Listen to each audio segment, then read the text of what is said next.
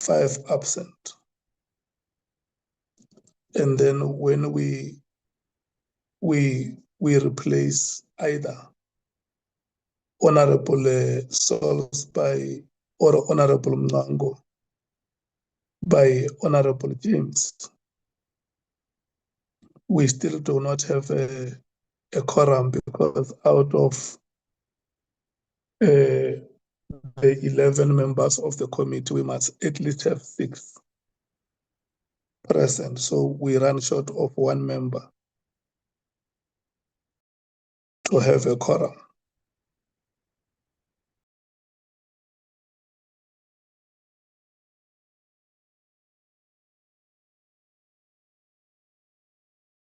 Chair, may I suggest a solution? Hello, Honorable Breitenbach. Thanks. Why don't we just wait for half an hour, then rejoin and see if there are more people available then? Okay, yeah, there is a suggestion there, Honorable Member, that we must wait for half an hour and come back at that time. And can I hear Honorable Sangoni? I have no problem with that suggestion, Chair. Thank you. Haarzavi, don't do that, please, my boy. Are you able to check with your Honorable Member, Sokanyile, how soon she is joining? Because we only need 1 person to start.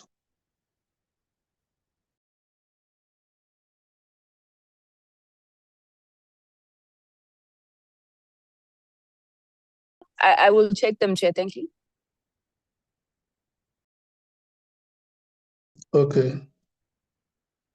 Let's check 1:15. Okay, it's almost 1:15 now. So let's check at 20 past and half past. At half past, if we still do not have a quorum, we can decide what we do with the meeting. Thank you so much.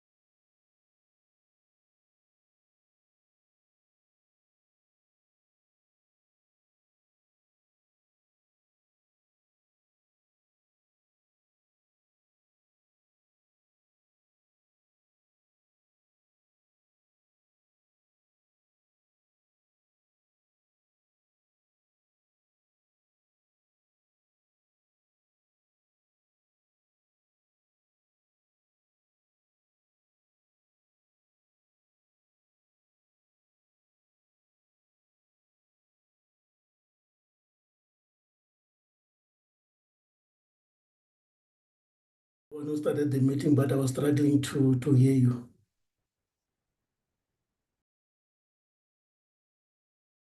Okay, what are the apologies that we have for No, today's meeting? there's no apology from my side, Chair.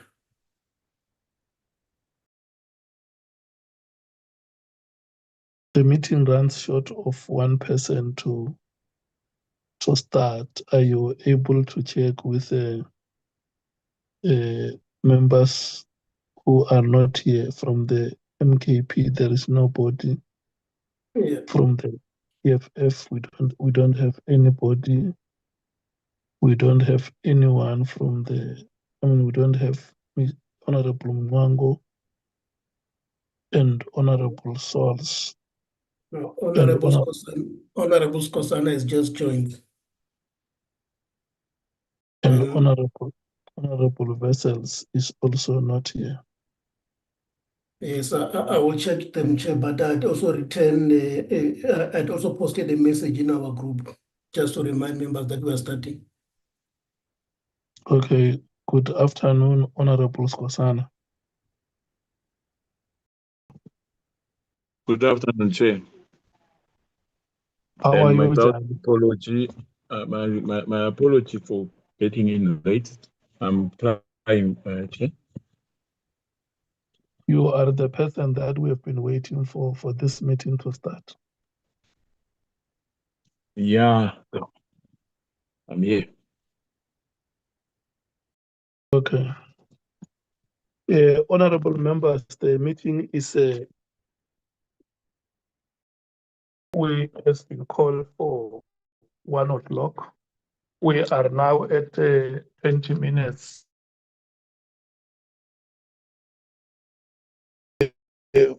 of Honorable Skosana is accepted for joining us at the time he has been able to. Let me first check with the members, starting at this time, 20 minutes past 1. How long would members want to stay in the meeting? Can we start with the African National Congress, Honorable Sangon?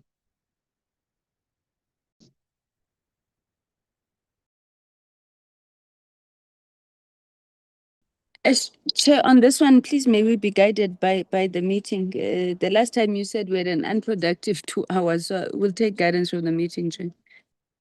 Okay, Honorable Skosana, what do you suggest on the duration of the meeting?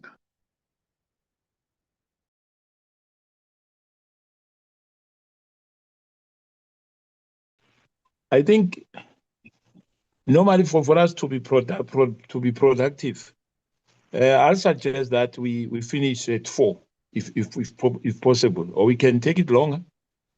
But I'll suggest the 20 past, because we started late, 20 past 4 or 20 past 5, if it's 4 hours. Okay, Honorable Breitenbach. Chair, I suggest we finish at 4. Okay, 4 o'clock. Honorable James. I've just been told I have another engagement, so if we could finish at 4, please, Chair.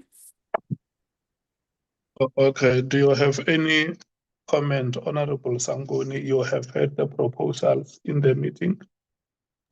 We accept 4 o'clock, Chair. 4 o'clock is fine. Thank you. I will try and make sure that the meeting runs. If it doesn't, we will go to 20 past 4 or 4:30. We are on page 391. I mean 300.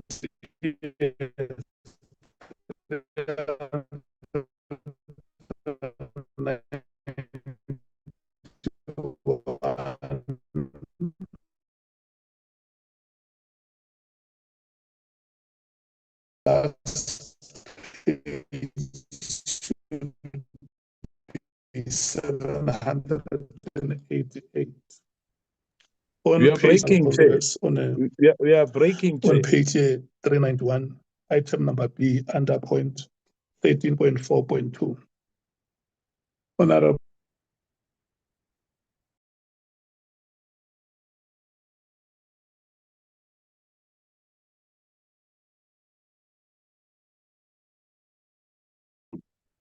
Can you hear me now?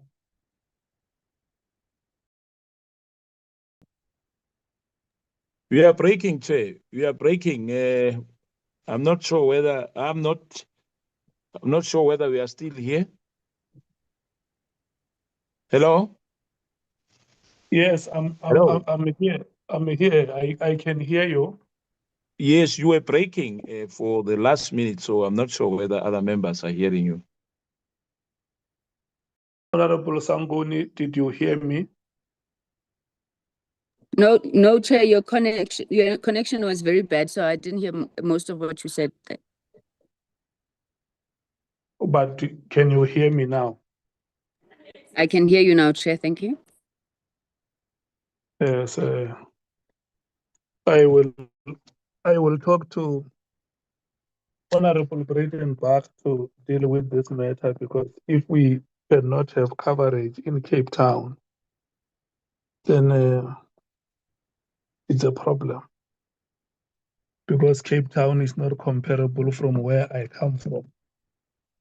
So it means if we don't have coverage in Cape Town, we are in big problem. You can imagine if I was where I come from. Well, Chair, my coverage is fine, so I'm not sure what you're busy doing, but perhaps you should He's in stand still. Mpofu. He's in Mpofu.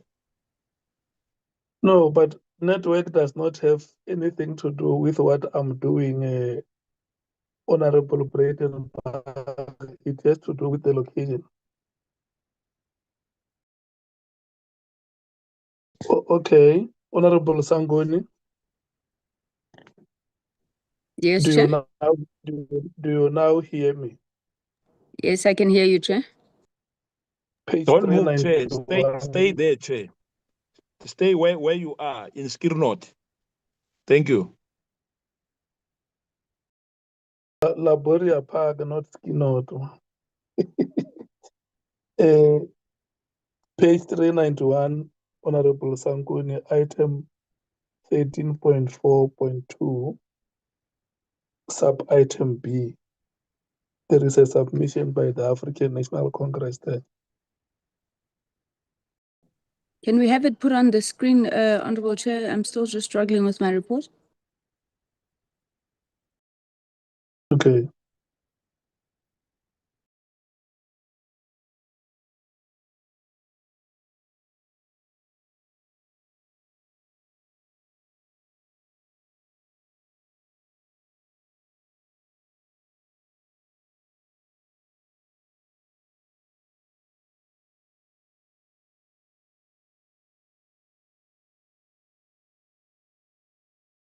Yeah, the submission is there on the screen. Thank you very much, Chair. I think this may have been where we had stopped the last time. You'll remember that I couldn't remember the Constitutional Court sections that we had mentioned, but it was part of just establishing the context of the creation of the PKTT, and again, just stating fact that how the PKTT had been established, and that it was at its establishment a national integrated multidisciplinary structure, and how then ministerial directives are exercised. Section 206 and 207 reference the SAPs in particular. So this had been accepted by the parties, Chair, and we had moved on from this particular point. Okay, 392, number G.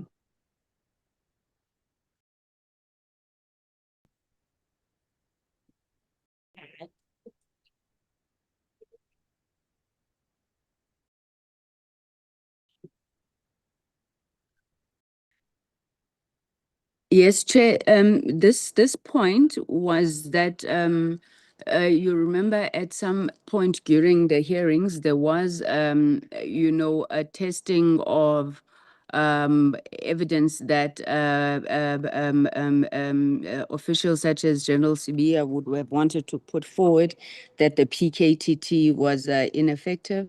What we are depositing is that there was no substantial evidence that indicated that the PKTT was not effective, essentially submitting that the PKTT was effective and, hence it even continued to exist. Thank you, Chair. Okay, and then the EFF submitted that the continuing approvals, funding, deployment of personnel, and active investigations were inconsistent with the proposition that the PKTT had ceased lawfully to exist. The MKP supported the continuation and strengthening of the PKTT and the establishment of comparable capability in Gauteng.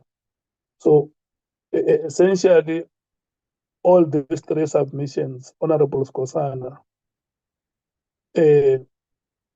attest to the fact that evidence was deposited before the committee that or sufficient evidence was deposited about the effectiveness of the PKTT. Can I, because this is a composite, submission by the ANC, the EFF, and the MKP. Let me start with the DA to check if they agree with what these members have submitted about the effectiveness of the PKTT and evidence that would have been presented before the committee on the PKTT's effectiveness. Democratic Alliance.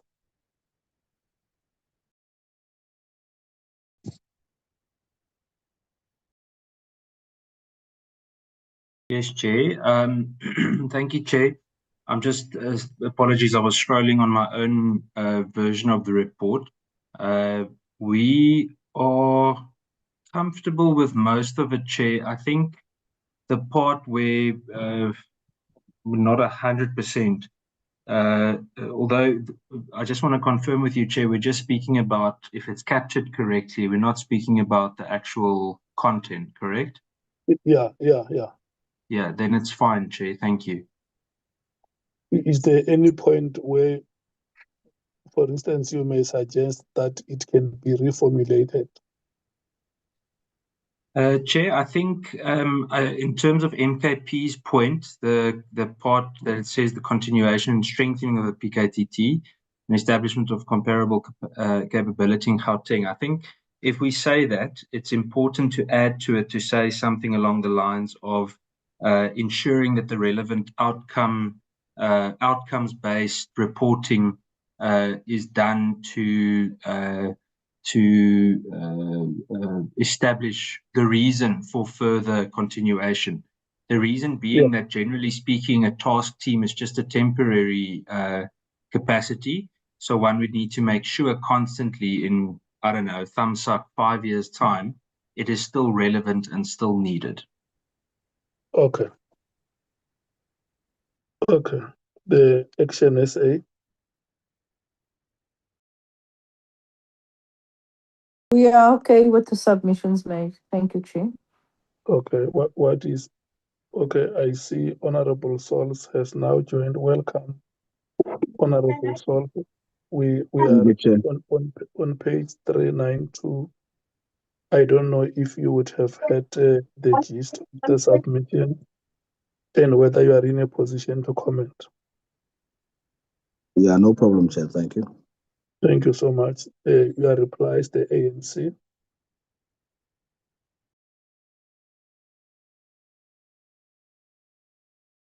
We are fine, Chairperson. Thank you very much. The MKP, Honorable Skosana, what is your reply? Reply will be that it can stay as it is, knowing that what Honorable has already raised that the PKTT is a temporal, which we all accept. And, especially during this time of the election year, there's a lot of killings already. We lost some members as well, and I think other political parties have lost members. And PKTT has the capacity to do what they're supposed to do, particularly in both KZN, Gauteng, not necessarily that other areas we are ignoring those areas, but indeed we support that continuation. Thank you. Yeah, and the addition that was made by Honorable Cameron, that because they are a temporary capacity. Temporary, yes. Yeah, they must be outcomes based. Exactly, Chair. Okay. Fine, thank you so much. We're moving to 397, page 397 is the submission by, let me start with the content team. I see the yellow highlight there. Ms. Van Zyl or Ms. Silkstone, do you have any comments to make on 397G, the yellow highlight?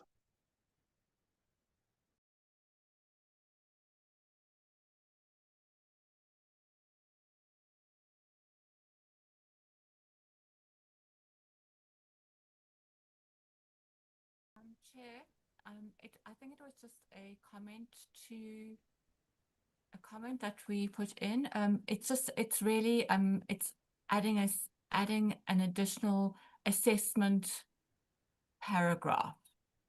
But if the members don't want it to remain, I don't think it'll be a problem. It's a linking paragraph. Okay, let's hear what they say, ANC.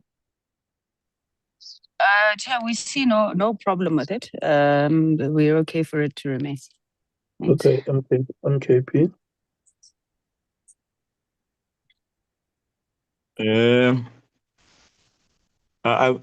We are fine, Chair. Okay, the DA. Thank you. All good, Chair. The PA. All good, Chair. The Action SA. We're fine, thank you, Chair. Thank you so much. Item number G. The ANC and the EFF propose stronger conclusions concerning the PKTT's effectiveness. The ANC submitted that the PKTT should be accepted as effective and should continue unless substantial contrary evidence was produced. The EFF submitted that the evidence supported a findings of significant operational success. The MKP similarly supported continuation and strengthening of the capability. Do you want us to still rotate this, or you agree with what is written here? ANC? Because this is similar to what we have just processed now. Yes, Chair. We're okay with it. I think it's a repetition thing. MKP? Agreed, Chair. DA? 100%, Chair. PA? No problem, Chair. Action SA? Agree, Chair. Thank you. The content team, the last part is the yellow highlight. You want to talk to it?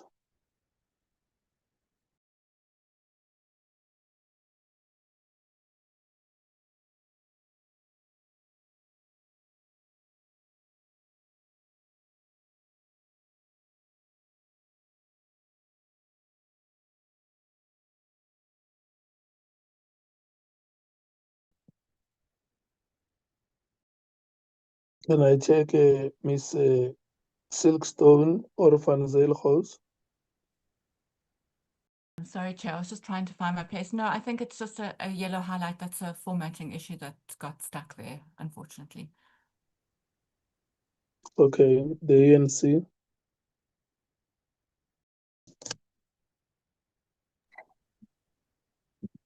ANC. Oh, sorry, Chair. Sorry, Chair, sorry. I was walking from one venue to the other. Can you start with the other parties, Chair? I'll come back now. The MKP.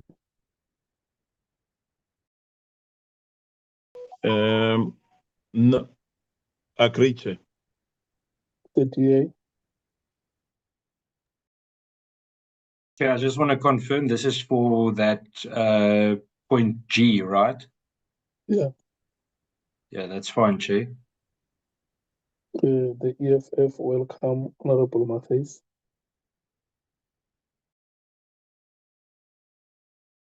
Thank you, Chair. I have not had a chance to go through it yet. I've just logged in. Was unaware that we had scheduled a meeting, and I didn't see a notice of meeting except for a link in the group. So if you can just allow me to catch up, and you can come back to me. Thanks. Okay. The PA.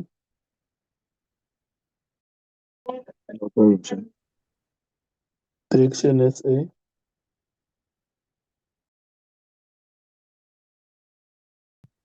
We're good, thank you, Chair.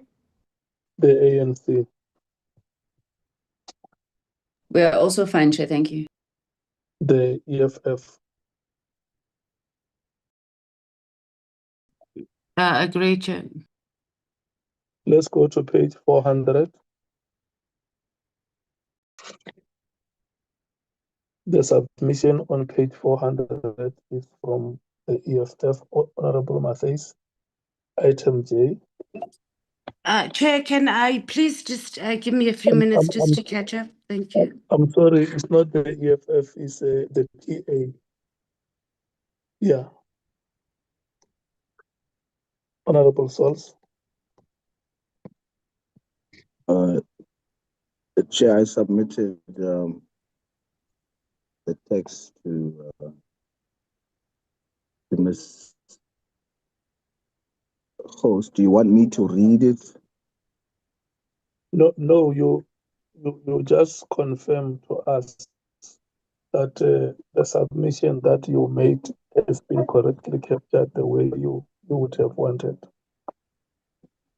I want Ms. Host to confirm whether it's the version that I sent to her. Oh, Lord. Thank you, Chair, Honourable Souls. Honourable Souls and members, your submission was included in 12.7.9, 8 and A and B. So it's a bit further up in the report. It's not in relation to this actual section that we are currently dealing with. But if you look at our engagement, I specifically sent you on the same day, I sent you how I would want this particular section to be phrased as well. I specifically said, please amend on Monday, the 17th of August, 13.4.5 J. And you confirmed will do, thank you. So I would have thought that it would have been included here. And despite the reaction by the EFF, let's relax. Ms. Host, can you kindly confirm, please? Or should I read it in the record? Honourable Souls, yes, apologies for that. We are including it in the cleaned version of the report. I can quickly read it, if that is okay. Yeah, may you please read it the way the member would want to have it presented before the meeting. Okay.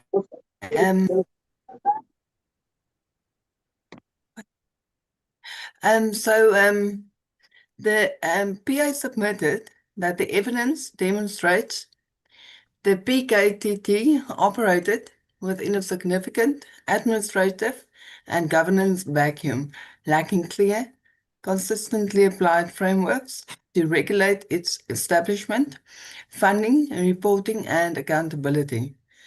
Furthermore, as highlighted in Table B, page 18 of General Mkhwanazi's affidavit, when set against comparable ongoing multi-year interventions, the PKTT represents the highest funded task team intervention with the highest cumulative expenditure. And the PA submitted further that testimony reveals severe operational anomalies in how these funds were deployed. Specifically, where substantial financial allocations prioritized high-cost security personnel over core investigative capacity or capabilities and detectives. This operational imbalance underscores that governance deficiencies went beyond conflicting administrative accounting, creating an environment where massive funding were allocated within an integrated operational, investigative, and value for money assessment. Thank you, Honorable Chair. Honorable Source, I trust that that will be sufficient or sufficiently accurately captured. Yes, thank you, Ms. Hoss. Except for at the end, you said funding was allocated with an integrated operational, investigative, or value for money assessment. It's without. Funding was allocated without an integrated operational, investigative, or value for money assessment. I'm sorry, Honorable Souls, I just misread it. I have it as was allocated without and integrated, yes. All right, thank you so much. You are happy with what is being presented, Honorable Thol? Yes, Chair, thank you. Let me check with my honorable members if they were able to follow or they would want to have this flighted on the screen. Honorable Sangoni. Can we flight it on the screen? Thanks. Okay. I agree, Chair. Thank you so much. Honorable, Ms. Van Zyl, are we able to flight this part on the screen? Or how long may it take us to be on the screen?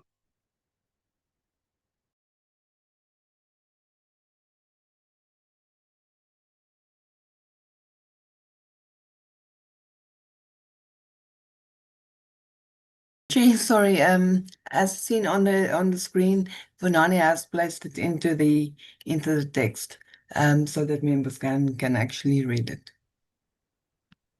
Okay, Bonani, have you placed it in the group?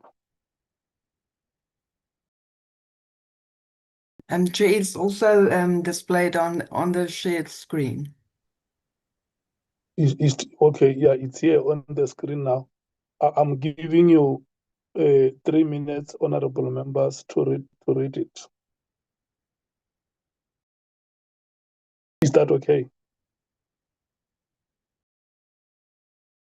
And in the meantime, we should get Honorable Thangoni reading herself for the next submission.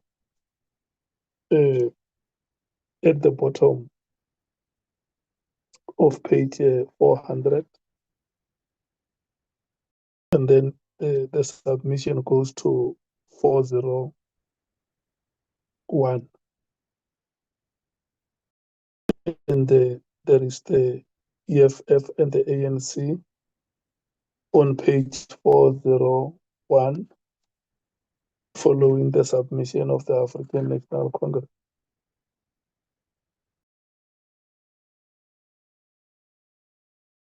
And then the Democratic Alliance comes on page 403, followed by the EFF. If we can prepare ourselves for the submissions in that order.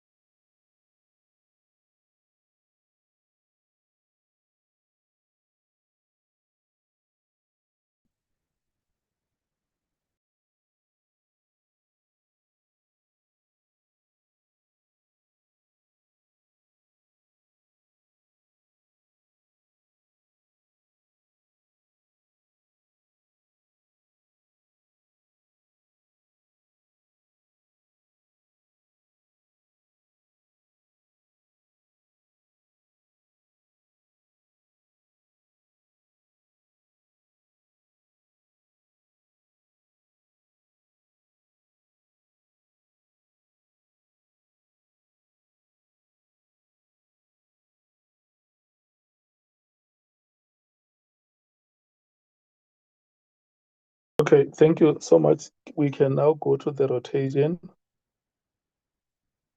of the submission of the PA on page 400, the submission that we are currently flagging on the screen. Honorable Sols has confirmed it. The ANC. Thank you very much, Honorable Chair. Chairperson, we do differ with the submission that has been made by the PA under this particular section. Our view is that the PKTT did not necessarily operate underneath, under an administrative or governance vacuum, because it remained governed by the laws, regulations, rules that apply to the SEPS environment in general. So while there would be,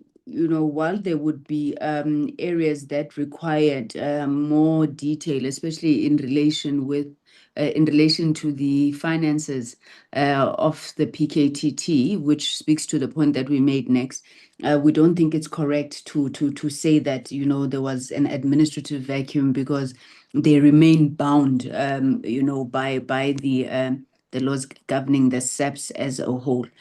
So we would not put it like that, but I think maybe what we could agree to is the fact that they needed perhaps, and even this, I mean, it's a reluctant concession, because when it comes to the operational leadership of PKTT, it was very clear that you had General Khumalo, who's the head of crime intelligence. He had been leader of the PKTT. They operated in KwaZulu-Natal, working together with the provincial commissioner, and all of them under the command of the national commissioner. But that's to say that perhaps those roles could be clearly delineated, especially given the fact that General Khumalo now held two roles. But also the information that had been presented to us did not indicate that the PKTT was an expenditure outlier. There was another task team, I think it's in the Western Cape, called Operation Prosper, which was shown to have spent, or its expenditure was even higher than the PKTT. I do remember, I think it was General Mkhwanazi, who went to great lengths to show that the PKTT, in terms of other similar task teams, operated within the same sort of expenditure range. That would be our submission, Chair. Thank you. The MKP. I think Honorable Sangoni sum it up, because we were told about the Western Cape operation, and don't think PKTT alone, which is receiving this budget, which the acting commissioner, who happens to be the CFO, as she gave us the whole view on what she was thinking about the budget, and I know as members we have our own opinion about it, but for me, and I think what I've seen, I don't think that it's an issue at all. I mean, the way it's captured, it's giving that it looks clear for me. I think for me it's clear what they were doing. There might be gaps, but it's clear of what was happening with the PKTT operations, beside what Honorable Adams was telling us. Thank you. So you support the reformulation, the proposed Yes, reformulation I by support. Honorable. Yes. Okay, thank you. 38. Thank you, Chair. Support the reformulation. The EFF. Thank you, Chair. Support the reformulation. Also, just to add, there was also, and I remember being very horrified that there was a task team for the rhino poaching, where there was a significant amount of money that was spent, and it wasn't too far off, and it might have even been more than what had been spent on the PKTT. So we are definitely aligned with the input of Honorable Sangoni on this. And also to speak to the fact that in our next submissions, we speak about there being a specific financial audit on the account, because that's something that was not presented to the committee. So I think it can all be consolidated together. Thank you, Chair. Okay. The Action SA. Thank you, Chair. I think it needs to be reconstructed, because when we say the evidence demonstrates, I don't recall us ever receiving evidence, actual paperwork in terms of how this task team was constructed.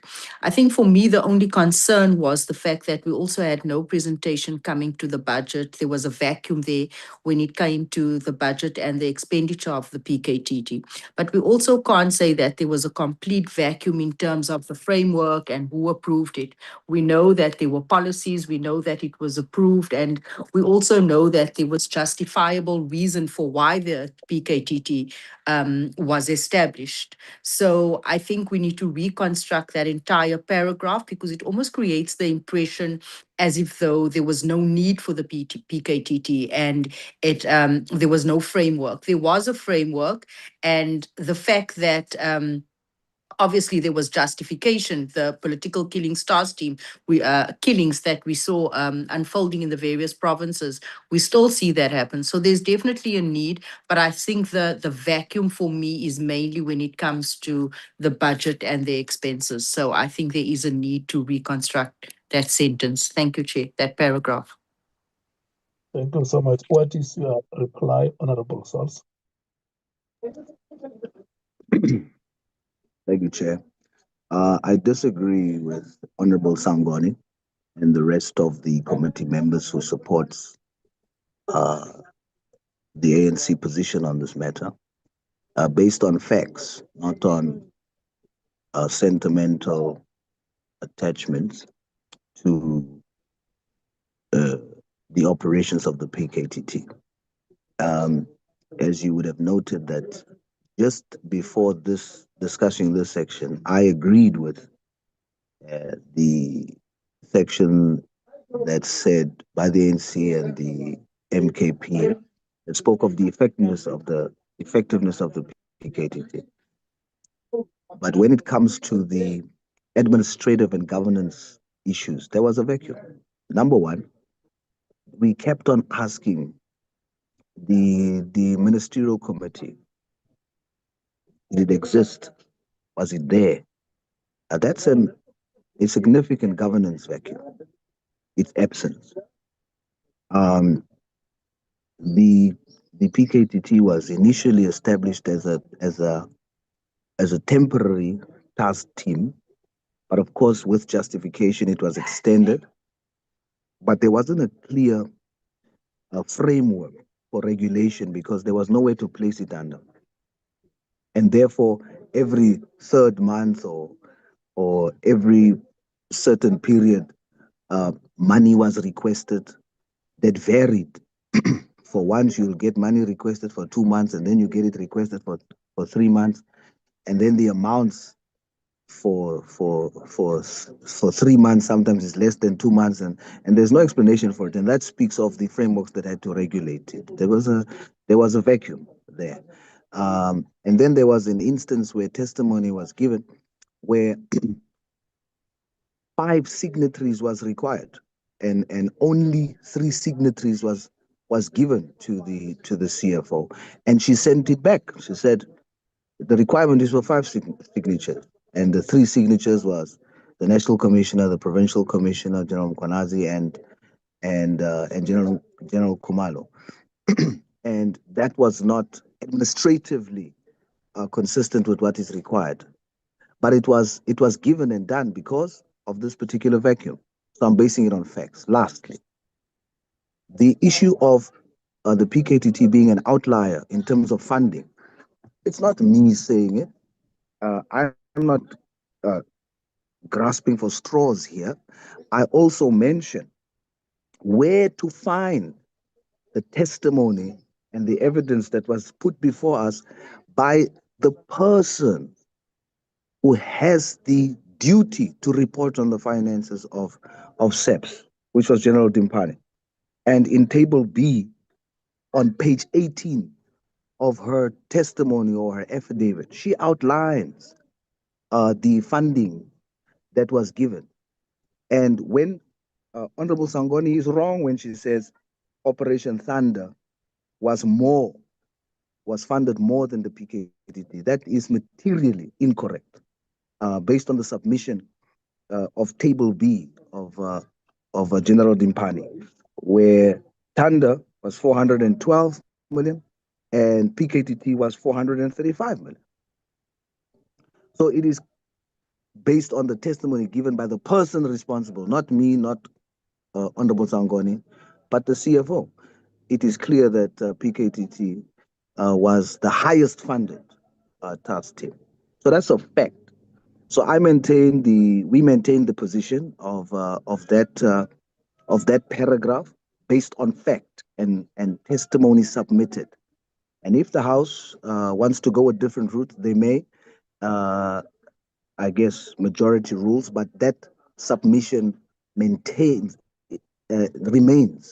the PA submission unapologetically based on fact. Thank you, Chair. Yeah, what the House is saying is that the paragraph should be reformulated to exclude phrases like complete vacuum, because, like you say, if there are areas of concern, the House agrees that those areas can be noted.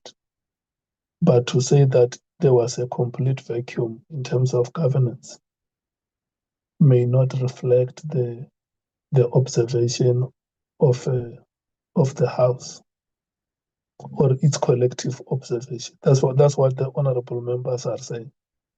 So are you persuaded that the House says areas of concern have to be noted, like you say that, but without saying that it was a complete governance vacuum? I've never said that it was a complete governance vacuum, Chair. I've never said that. Okay. I said a significant administrative and governance vacuum. Okay. I think we may be saying one thing in different ways. Can we agree that the team will find a proper way to polish it?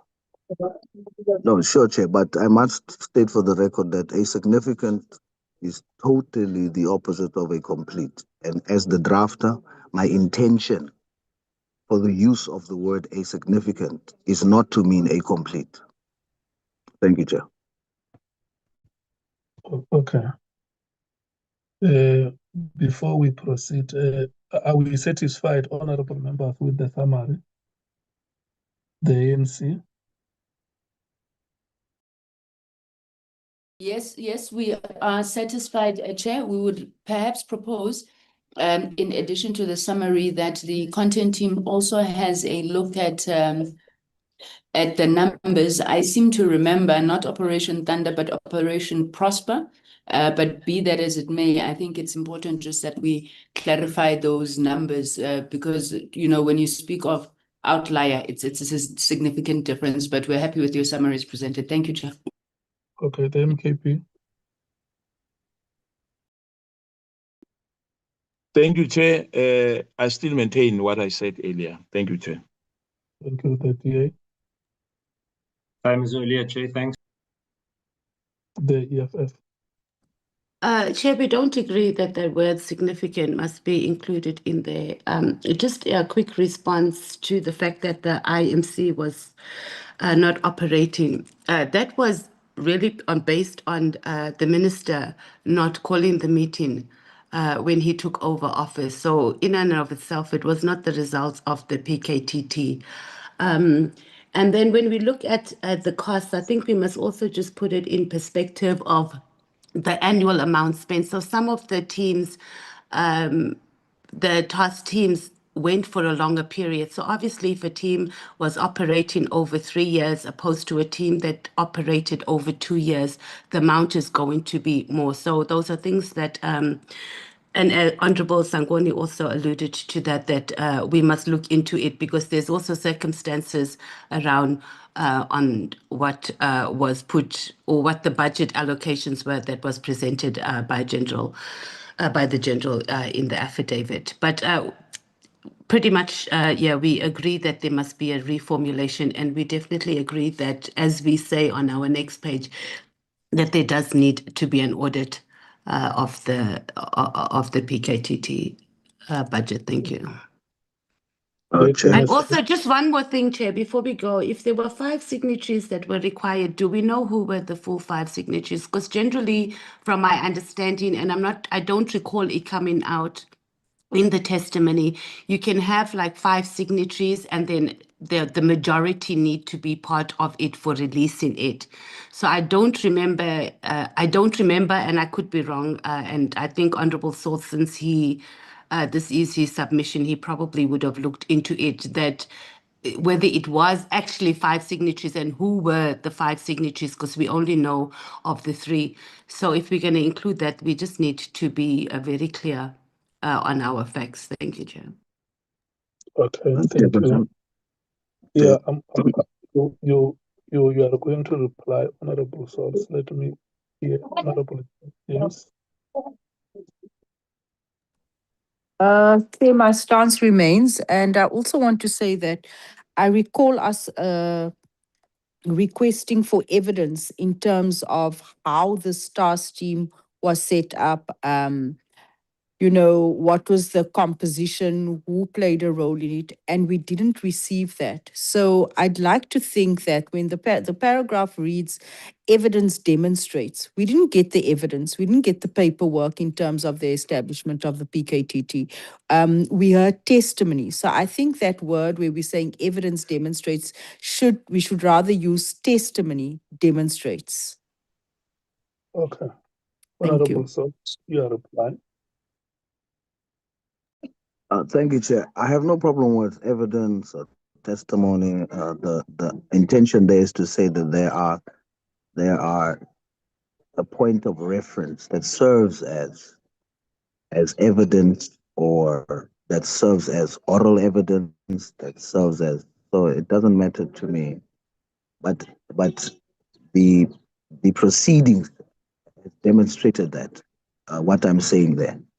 In terms of the fact that it was the minister that didn't ensure the operation of the ministerial committee, and for that reason it shouldn't be considered an administrative or governance vacuum. That cannot be I see it differently because that was for administrative and governance purposes. The ministerial committee, it's something that was required and it wasn't there. And as a result, there's a vacuum. It doesn't matter who's responsible for not having it there. The fact is, it speaks to a significant administrative and governance vacuum. In terms of Operation Prosper, it is not on the submission made by the CFO. So we should go by what table B, what that has been presented to us. And then in terms of the duration of the teams, both Operation Thunder and PKTT, based on General Dipani's submission, run the same period, and so the assessment was done during the same and equal period of them running. So there's no discrepancy or there's no one was running shorter and the other longer. There's no discrepancy there. It was an equal duration. So the numbers are then factual. I'm not sucking it out of my thumb. It is what has been presented to us. So I maintain that the wording and what we are saying is based on fact and what has been submitted as evidence, testimony, oral evidence, whichever way. But it's not sucked out of my thumb, Chair. It can be found in the proceedings. Thank you. Okay. Thank you so much. I rotated this matter for the second time so that number one is for the purpose of fairness in the process of engagement, that every voice is heard, and where there may be misunderstanding or gray areas, we can collectively clarify that.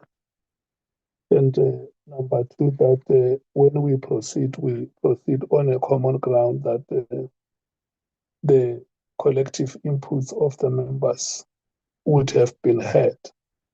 So what the members are saying on this paragraph is that the weaknesses that could have been there in the operations of the PKTT and its governance framework should be noted. And when it comes to expenditure, there should be variables that inform.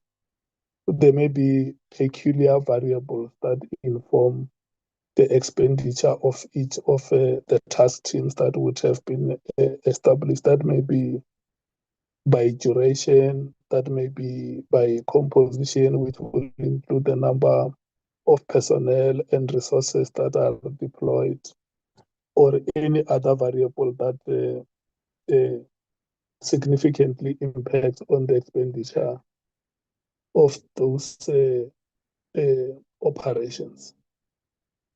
Can we agree to move forward to page 401? There is a submission by the African National Congress, which is closely related to the paragraph that we have just discussed. Honorable Sangoni. Good afternoon, Chair. Honorable Ntuli. Honorable Ntuli, good afternoon. Thank you very much. The Chief Whip, and welcome. Thank you very much, and good afternoon to all colleagues on the platform. Chair, we want to confirm that the paragraph is captured accurately. The emphasis that in the first place we were making was about the fact that the financial information presented to the committee was detailed but did not constitute a complete audit assessment of the PKTT establishment expenditure since the establishment. So we're okay with the way in which the team has essentially captured the paragraph. Thanks. Okay. What is the comment of the MKP?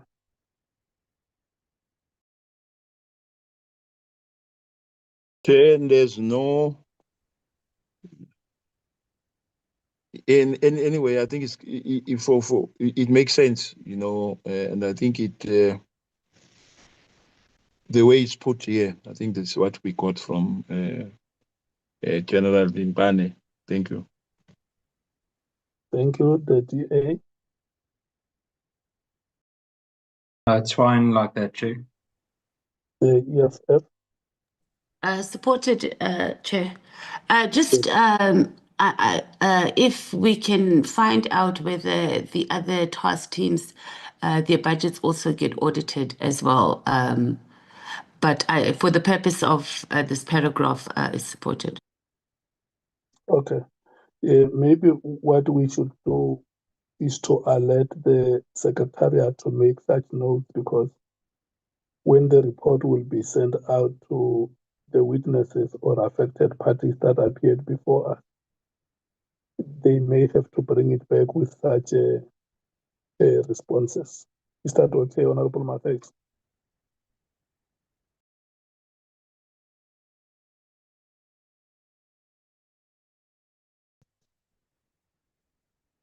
The PA?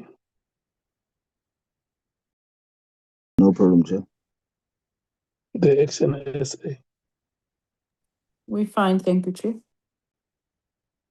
Okay, thank you so much. Let's move to the bottom of page 401, the yellow highlight, which talks to the submission of the ANC and the EFF.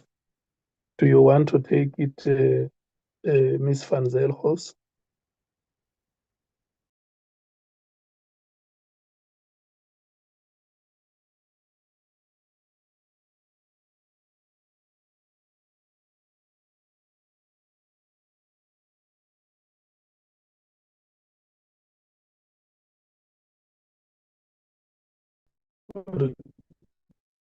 Can I request the Chief Whip and Honorable Mathis to talk to that paragraph, because that is their composite submission. Honorable Ntuli, the Chief Whip. Yeah, I thought we've already dealt with it, haven't? No, we dealt with the top part on Okay. page 401. There is that sub-item M 13.4.5 on page 401. It is highlighted in yellow, but I see what is on the screen is not a yellow highlight, but that submission is composite. It's a composite submission. It says the ANC proposed a specific audit of expenditure over time, subsistence and travel resource displacement, and value for money. The EFF also supported a specific financial audit. So, Chair.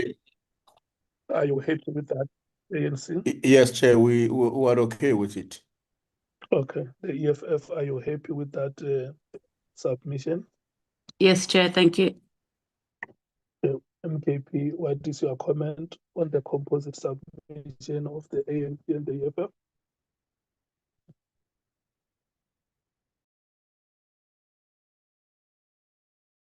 Honorable Skosana.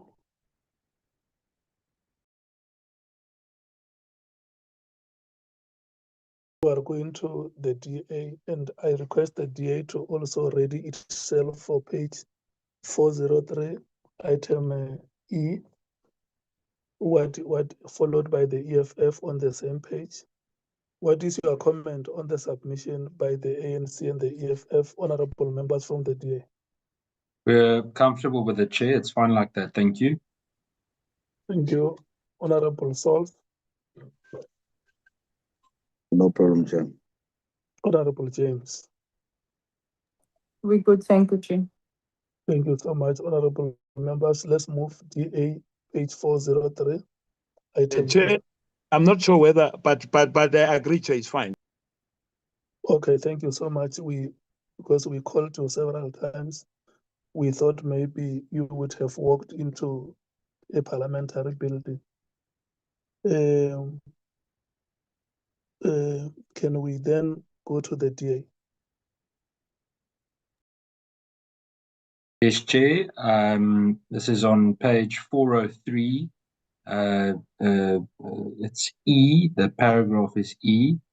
And Yeah. basically the DA just submitted, I'm just going to read the sentence, submitted that the report should expressly recognize the harm suffered by ordinary members of the public where criminal cases are compromised through the loss or mismanagement of, I think it should say, dockets or a docket. And that is what we submitted, Chair. That is a straightforward submission. ANC, what is your comment? Thanks, Chair. Chair, we were not, we do not really have a major issue with this, but let me just qualify what we would propose is the capturing. So we agree that generally the DA submissions is on that aspect is generally accepted. But we want to emphasize that what in our view is acceptable is that the loss or mismanagement of dockets had a negative impact on the cases before the courts. And we're qualifying that thus the victims of crime have been denied justice. But otherwise, we don't think that there's anything fundamental with which we disagree on the DA submission in this case. We're just making that qualification. Thanks. Yeah, you want to add something on the administration of justice? Yes, Chair. Yes, that the court would have been, or maybe say case management in the court would have been adversely affected by occurrences like those, and the impact on the victims, the extent to which they would have been denied their right to justice. That's right, Chair. That's the overall spirit of what I was trying to craft. Yeah. Okay, the MKP. The Chair, the issue that ordinary members of the public where criminal cases are compromised through the loss of management of the target, the harms are suffered. Indeed, in particular with IDEC, I will concur with that. I'm not sure whether we should have been be straight to the point, because I understand most of the issues here were the issue of IDEC, which have really indeed made a lot of people to suffer, Yeah, my contribution would be that, perhaps be specific as well, because IDEC is, as we know now. We were still on the PKTT. I think this is relevant to the movement of the docket from the PKTT. Oh, okay. To, okay. Yeah. No. Yeah, No, I understand that. Yeah, but the point that I hear you saying is that the dispense of justice is not only for the victims, but even ordinary members of the public. Yes. That is why the criminal justice system must be seen to be acting, but must be manifestly seen acting in public interest. Yes, thank you. Thank you. The EFF, Supported, Chair. the PA,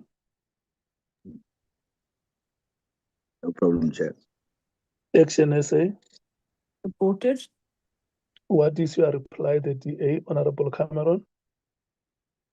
No, that's valuable, Chair. It's fine like that. Thanks. Thank you so much. We move to the EFF, the same page, item F. Thank you, Chair.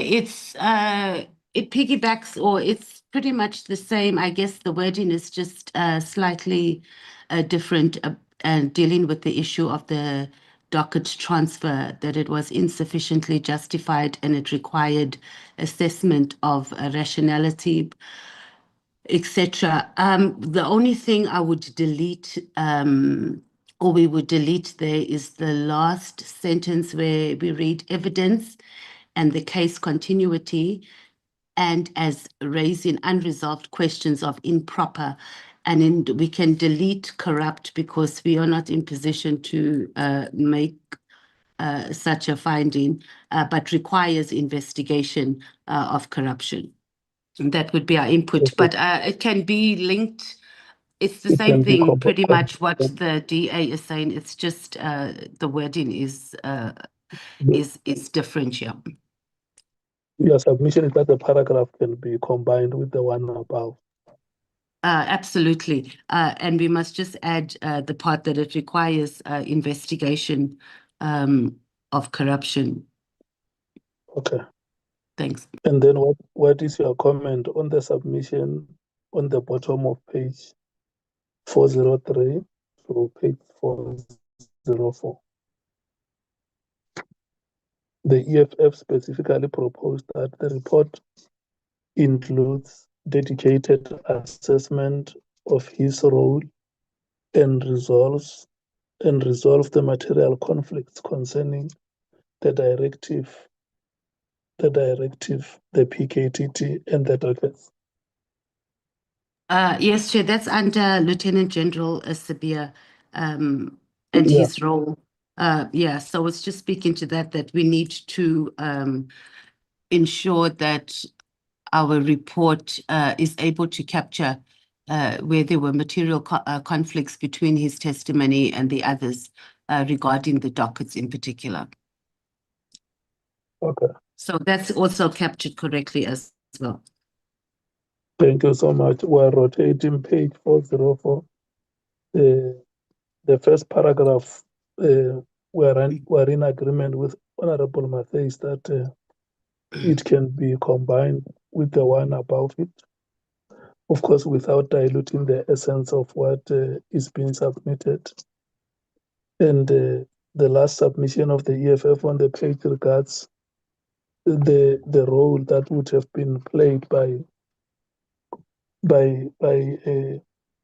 General Sibia in the management of the movement of the dockets and the directive as well. Can we rotate and hear the African National Congress? Chair, the ANC agrees. The ANC agrees, the MKP? Agree, Chair. The MKP, so does the DA. Agree, Chair. Thank you. The DA agrees. The PA.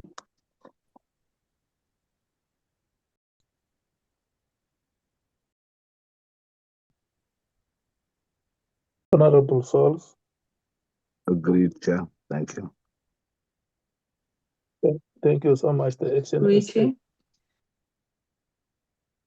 Thank you so much. We are on page 411. Ms. Van Zyl hosts the yellow highlight. On item item T.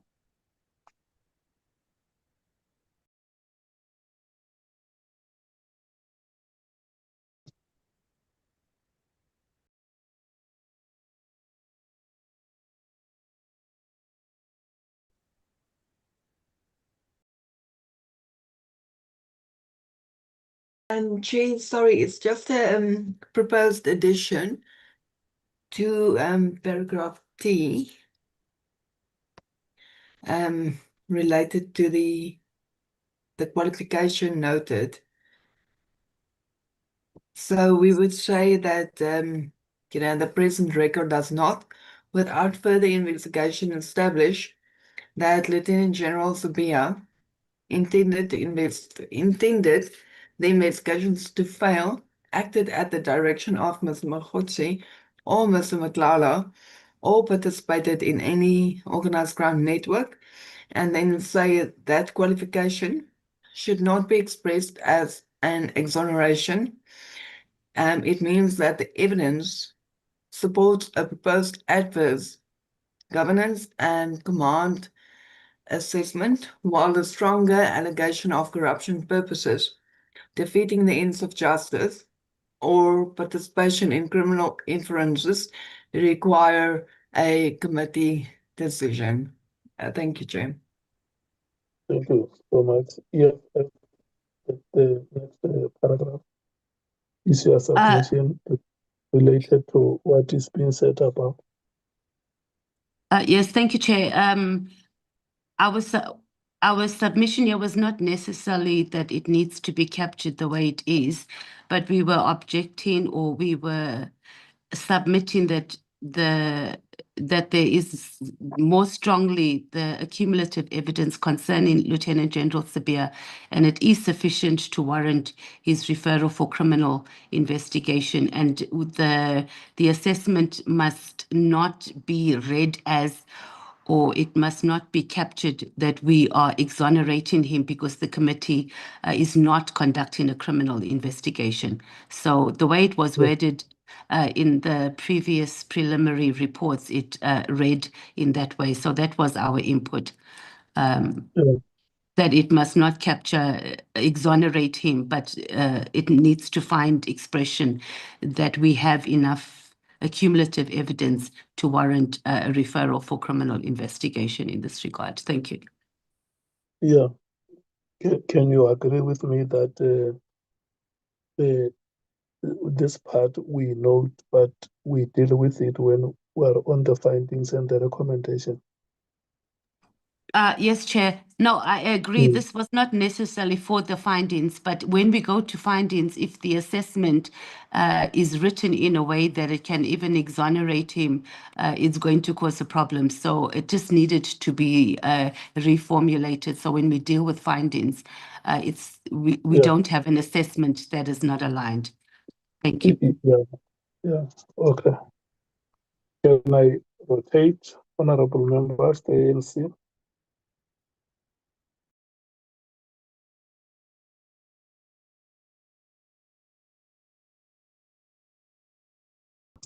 The Honorable Chief Whip.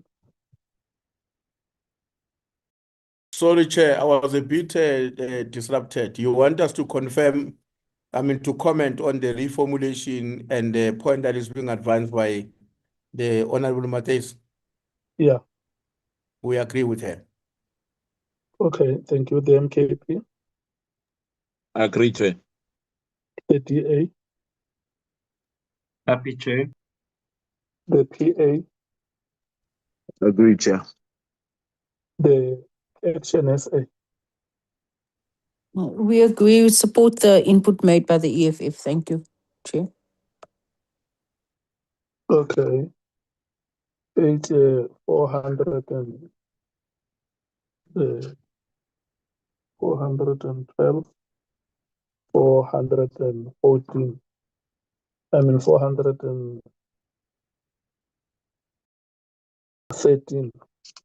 There is item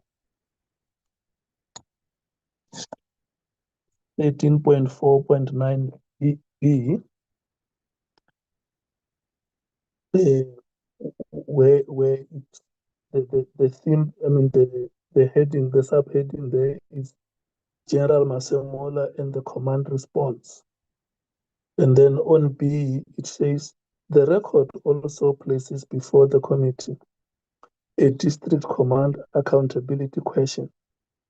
General Masemola regarded the immediate transfer as inconsistent with his preferred phased approach and later took steps to return the dockets and preserve the existing investigations. The record does not fully explain why any contrary instructions were not earlier and formally withdrawn, countermanded, clarified, or addressed through command or disciplinary processes. The ANC and the EFF both raised the responsibility of the National Commissioner in relation to the implementation and transfer decisions. Whether those circumstances warrant an adverse finding remains for the committee to decide. This is a note by the team as to but it's not supposed to be here. I think it's just a reminder that when we deal with the findings and the recommendations, whether the ANC and the EFF, as they are the parties that that support each other on this formulation, whether they would want to propose that a finding must be made at the time we deal with the findings or the recommendations. I want to check here what is written here, ANC and EFF, on this paragraph. Are you happy? Apart from the last sentence that deals with finding and recommendations. Yes, Chair, the ANC is fine. Thank you. EFF, are you happy? Yes, we are. Thank you, Chair. The MKP, We are fine, Chair. the DA, Fine, Chair. the PA, Honorable Souls, Fine, Chair. the Action SA. I'm fine, Chair. Thank you so much. Honorable Souls, page 414, item 13.4.10, under Lieutenant General Musikidi's evidence. The first paragraph there is your submission. What is your comment on that submission? Is it correctly captured? Are you happy? I'm happy, Chair. You are happy. Yes, sir. Thank you so much. The African National Congress, what is your comment? Thank you very much, Chair. We're so happy to say that we agree with the Honorable Souls, our own Operation Thunder. We are in full agreement, Chairperson. Thank you. Thank Love you so much, Honorable Mkhwanazi. Thank you so much. Let the record show. Honorable members, can we move to the MKP? Honorable Skosana,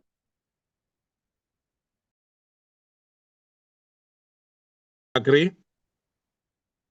Honorable Cameron or Breitenbach, Agree, Chair. Thank you. Honorable Matthews, Agreed with the PA, Chair. Honorable James. I find no fault to the submission. Thank you, Chair. Thank you so much. We are on page 416. That is the yellow highlights of the content team. Ms. Van Zyl-Gos, item number I on page 416. Chair, thank you very much. The yellow highlight is just to add to the existing paragraph to say that Lieutenant General Musikidi, her evidence places before the committee a question of whether the authority of the acting National Commissioner was exercised sufficiently to clarify the directive, prevent premature implementation, and secure legal and operational guidance. And then under 13.4.11, in terms of the overall assessment, under theme 2, we included the following synthesis is proposed to assist the committee's deliberation. It draws together the evidentiary record, the evidence leaders overview, and the party submissions. It does not constitute a finding adopted by the committee, and the stronger or differing party formulation identified below remain for decision. So, Chair, that's just a guiding note for the committee members to take note of.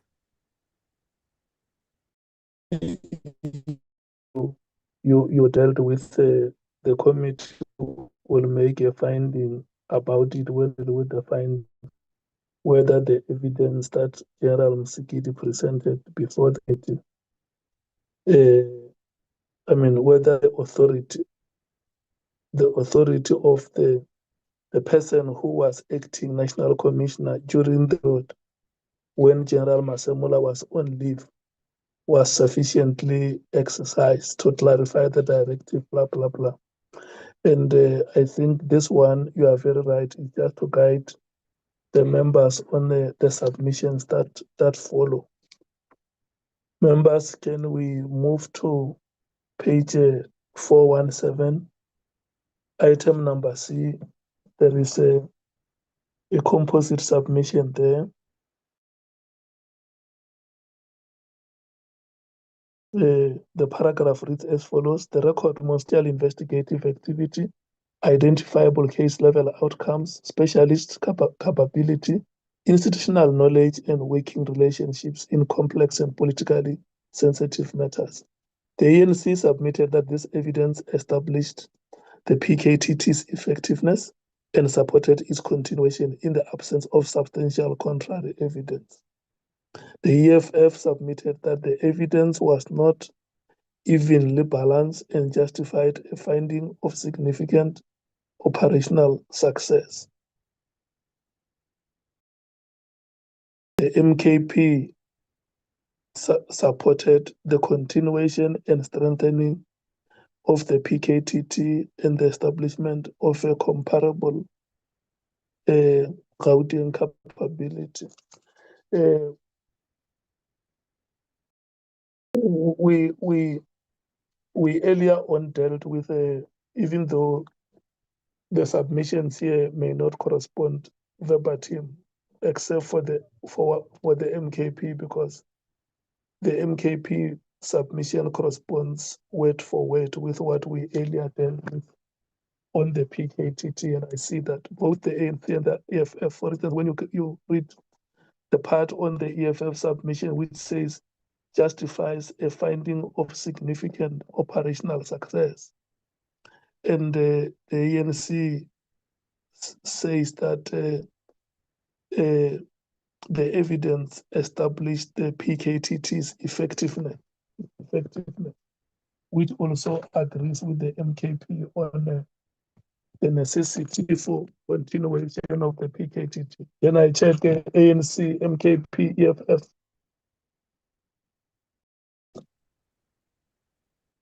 Thanks, Chair. Chair, we think it's acceptable. We accept the formulations as submitted, and of course we do so in the context of our earlier submission on 3.4.2G. So without labor over the point, I think we are okay. The team might have to do some proper realigning, but the essence is fine. Okay, the MKP. We are okay, Chair. Okay, the EFF. Support to Chair can be consolidated with the additions. Thank you. Thank you. I'm not going to rotate this because we earlier dealt with. I just wanted to check with the sponsors if they are happy, unless if there is any opposing view from members that we must rotate it. I see the hand of Honorable Cameron is up. Sorry, Chair, it's not an opposing view. It's just a possible typo where it says the EFF submitted that the evidence was not evenly based. Shouldn't that say was evenly balanced and justified a finding of significant? That not, I think, might not or should not be there. I could be wrong. Yeah. You're correct, Honorable Cameron. Thank you so much. Thank you so much, Honorable Cameron, for that correction. Can we then proceed to 418, item number E? The paragraph that's on page 417, but the submission is captured on 418. That is the ANC and the EFF again. I can see there is a strong working relationship here. The ANC proposed a specific expenditure and value for money audit and a recurring governance framework for all SAPS task teams the EFF also supported a specific audit. Honorable Zangoni.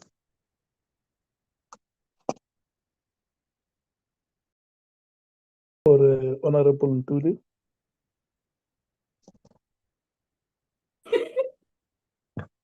Your chair, please pass us, we'll come back. Yeah, but we dealt with a submission like this one before about the audit. I can't You mean just what? Sorry, Chair, are you referring to the one of E? Yeah. 13.4.11. Yeah. We are okay on that. We are fine. Sorry, we're hip. Do you see it on page 418? Yes. Okay, Honorable Matthys. Supported, Chair, and specifically on the issue that we raised earlier for all SAP's task team. So I'm glad it has found expression here. I don't know if it's necessary to put it here since it's been dealt with previously, but we'll be advised the essence is correct. Yeah, the content team will just find a way to avoid that repetition.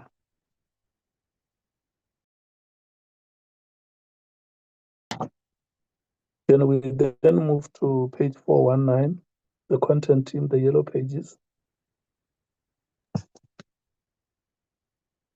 Ms. Van Zyl-Hoos.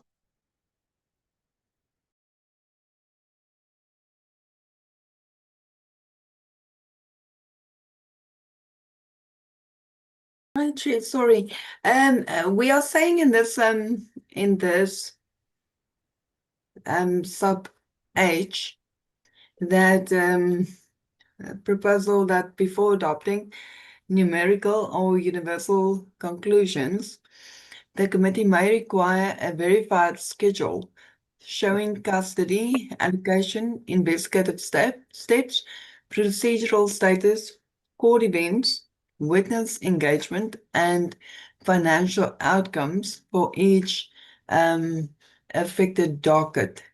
Jan, just to get a bit of more context, I'm going to go through the first part. So it states here that the record supports concern and that the transfer affected investigative continuity in at least some matters and create material risks across the transferred caseload. It does not provide a complete docket-by-docket basis for determining the duration or consequence of every interruption, whether every investigation ceased or whether evidence in any identified docket was deliberately altered and destroyed. And Chair members, just to come in, I think we will link it back to the previous discussion in terms of the effect that these dockets was moved on the victims and broader public and how the JCS is functioning. Thank you, Chair. Okay, there is a submission by the DA there, Honorable Cameron. Yes, Chair. It's similar to what we said earlier. The DA submitted that the report should expressly recognise the harm suffered by members of the public where cases are compromised through lost or deficiently managed dockets. Okay.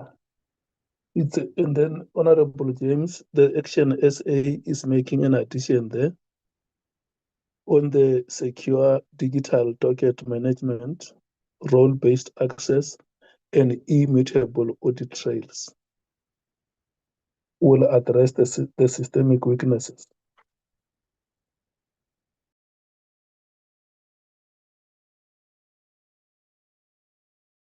Your comment, Honorable James. I think our input is self-explanatory there. Thank you, Chair. Thank you so much. Honorable members, can we rotate the African National Congress? Thank you. Thank you very much, Honorable Chairperson. If we could please just on the screen go up. Maybe this is a question where if answered in the affirmative, we may have to rethink what is said there in the yellow, the stuff that is not showing on the screen, Chair.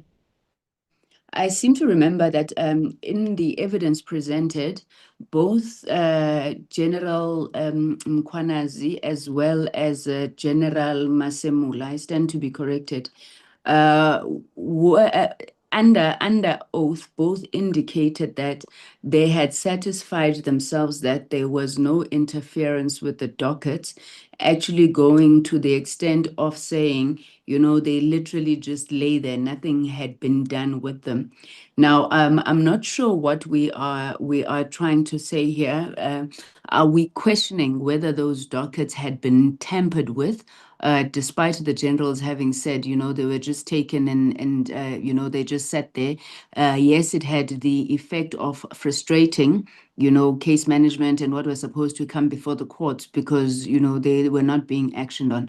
Maybe we just need clarity there, Chair, because the addition in yellow for us then becomes questionable if that evidence is accepted. But on the DA and the Action SA's proposals, we are in full support. Thank you so much, Chair. Thank you. Yeah, we will call the content team later to clarify the addition, but you support the DA and the NSA. Yes, Chairperson. Okay, thank you. Let's do like this. Let's take the submission of the DA and the Action SA first to avoid confusion in the meeting. Honorable Skosana, on the submission of the DA and Action SA. Thank you, Chair. I 100%. I think Honorable Sangoni captured it very, very well. That's what the General Masemula and General Kumalo said. You know that there was no any you know those dockets were not interrupted at all. You know there was nothing which was changed. They were put somewhere in the office, and General Sintumule as well. That's what she said, you know. So I agree, okay, that we should be clear on that, you know. The EFF. Supported with the input of Honorable Sangoni. The PA. Richard. Thank you so much. Can we then get to the yellow highlight, which Honorable Sangoni, do you want to restate your point on the yellow highlight? Yes, Chair. What I was saying in essence is whether should we be requiring this verified schedule? I mean, I'm sure it does no harm, but given the fact that there's no evidence that makes us question what the generals have said in terms of the status of the document, it may just be superfluous. Thank you, Chair. Okay. What is the view of the MKP on that submission on the yellow highlights? Do you agree with what Honorable Sangoni is saying?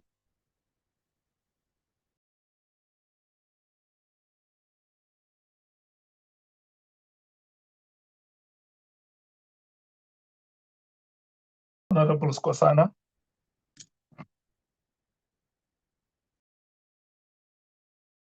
Do you hear me, Chair? We will not hear. It's only now that we hear you. Yes, I said I agree, Chair, with the Honorable Sangoni. And I think, yeah, I'm still repeating that. Chair. Thank you. Can we hear Honorable Cameron?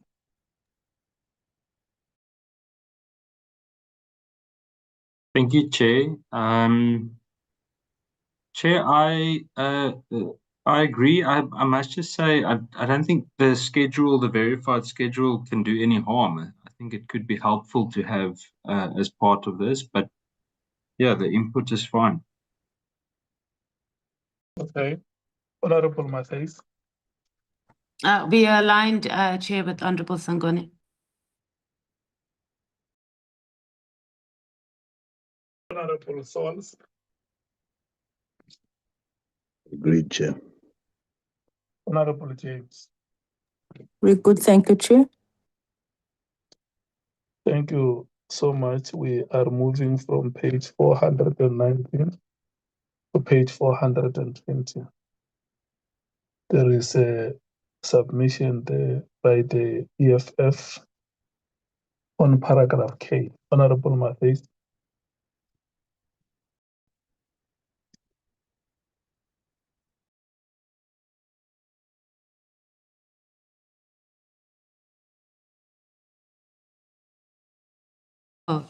Founder Chair, the EFF submitted that senior SAPS witnesses described the effect of the instruction as a moratorium affecting a division that had already had substantial leadership. This is in relation to I just want to see it in the context of crime intelligence.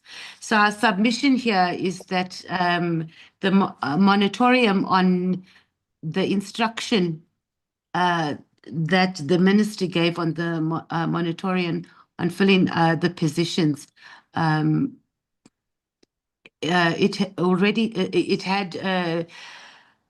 it aggravated the division's already constrained capacity. So we just wanted that to find expression, because the Crime Intelligence Division already had too many vacancies and too many acting positions as well. So this just added, or aggravated rather, to the capacity constraints. I hope that makes sense. I was just distracted, so I didn't get a chance to read it properly, but that's essentially what our submission is saying. And also on H as well, it's the same thing. We are on page 420K. Your submission says the record before the committee did not conclusively establish that any of these officials intended to sabotage investigations, destroy evidence, or act on behalf of an organized crime network. However, this should not be read as a finding of innocence. That is what the content team has submitted, or as disposing. Okay, Chair, please tell me what page, because I'm clearly reading the wrong thing. We're not under crime intelligence anymore. Yeah, we're on 420. That 420. Oh, okay. I'm sorry. I jumped way ahead.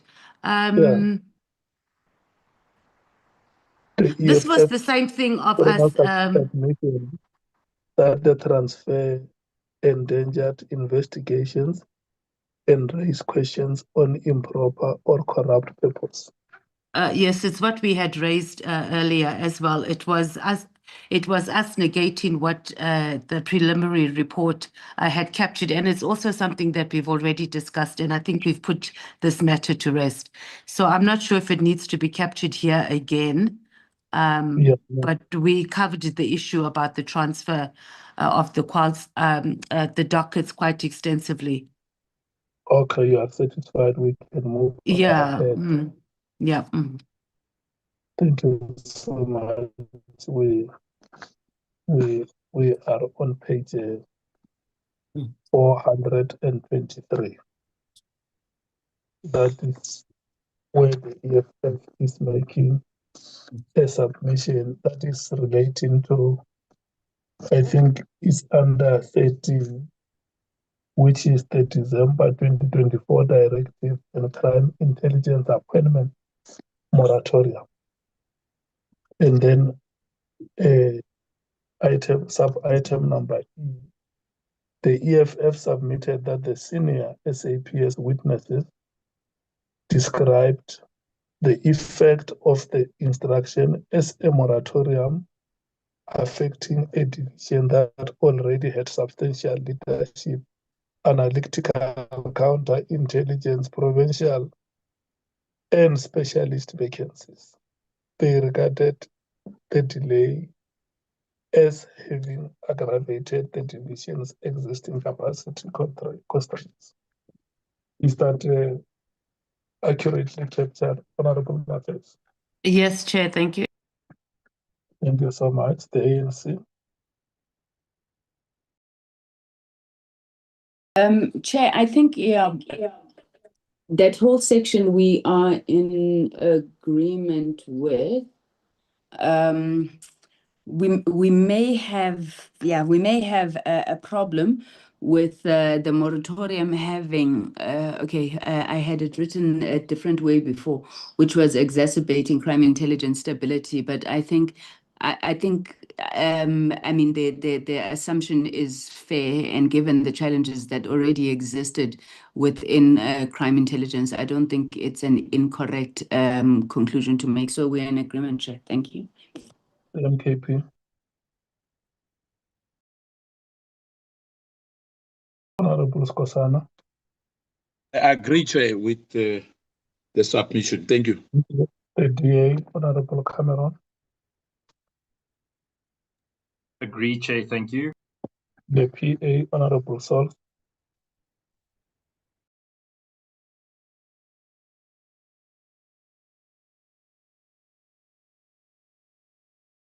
Honorable Sols.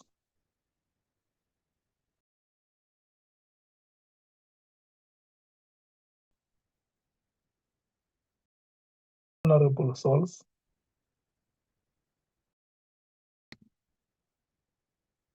The Action SA, Honorable James. Covered by the ANC. Thank you, Chair. Thank you. Can we move to page 424? Honorable Matthias. And the ANC will be ready with 425, item D.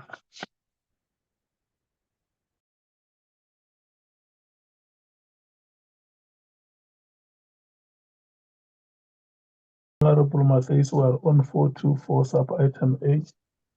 I'm talking while I'm muted. Here we've just submitted that the moratorium required a closer scrutiny because it was imposed on a division that was already unstable and undercapacitated.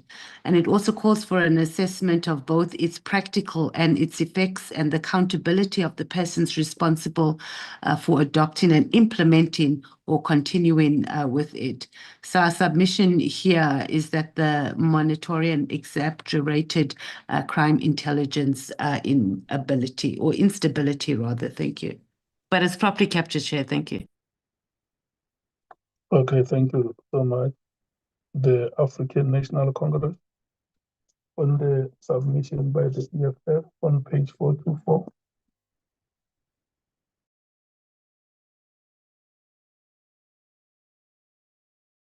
Are you calling the ANC, Chair? Yes, I'm calling you to comment on the EFF. Okay, well, we are fine with the formulation on age, except the last sentence, which says, am I right? Except the last sentence, which says that the moratorium exacerbated crime intelligence instability. Because our own observation is our own understanding is that in this particular instance, we shouldn't be putting it that way because the committee did not receive evidence that establish a correlation between the moratorium and the crime intelligence instability. So otherwise, the rest of what is being said is okay, except that particular aspect for us. Thanks. Thank you. The MKP. I agree as well with the last sentence too, to say that moratorium has caused instability in the CI. But for me, of what I've heard, what was presented to us, I really agree 100% with the EFF submission. The DA. Support, Chair. The PA.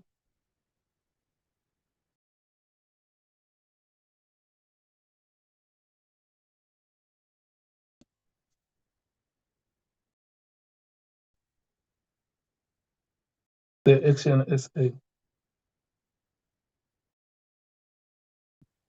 I agree with the paragraph as it is, Chair, even the last sentence. Thank you. Okay. I think in the last sentence, what we may do is to assess the extent to which it would have contributed to the instability than to conclude that it would have exacerbated it. Is that correct? Honorable Mkhwanazi, your reply? Not really, Chair, because this is our assessment. And once you put, you say that vacancies in a department that is already, or division rather, that's already unstable, it was already understaffed, it had many people in acting positions and many without, and that was the evidence before the committee, who were without security clearance. And then in comes the minister and says, we're just stopping the appointments. It definitely, it didn't contribute to it. It made it worse. So I think the word exacerbate is correct. Let me rotate that last part and hear what the members are saying. That last part only, ANC.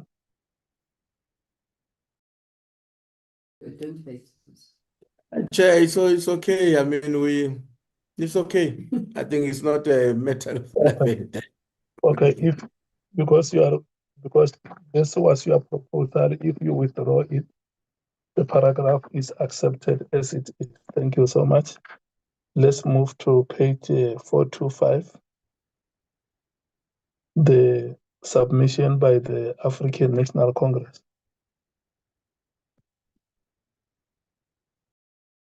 Is paragraph D, and the EFF will be read with paragraph E.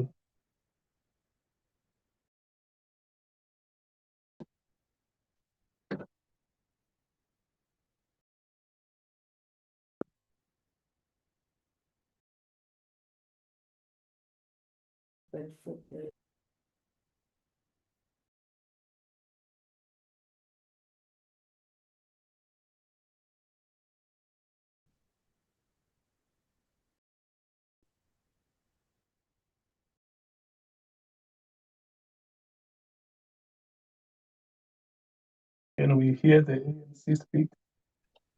The ANC is okay, Chair, but the sentence is not showing full. Okay, the paragraph. I understand they were allowing us to see the top part, which I'm grateful for.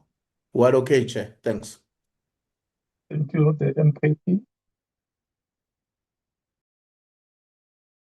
Chair, yes, I agree, Chair. Though I'm still saying that the minister knew it did not misconstrue what was supposed to have happened. He knows exactly that these powers rest with the National Co-Commissioner. Thank you, Chair. Can I hear you properly, Honorable Kosana? The minister did not as is written here. Where is that? No, you must read that word. You can't even read that word, Kosane. Ask me to No, say. no, I can. I can. He misconstrued his powers. It's for me, it did not misconstrued his powers. He knew that this thing rests with the National Commissioner. You know, the employment regulation is very clear, and the minister can read. Remember, he's a former teacher. Yeah, thank you. So you agree with what is written here? Misconstrued the issue about the powers vested in him and the powers vested in the National Commissioner. So I'm saying the sentence for me that he misconstrued his powers. I don't agree with that, Chair.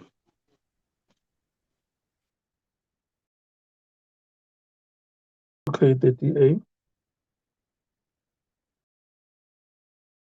Yes, Chair, thank you. I agree with the statement as it is there, Chair. Okay, the EFF.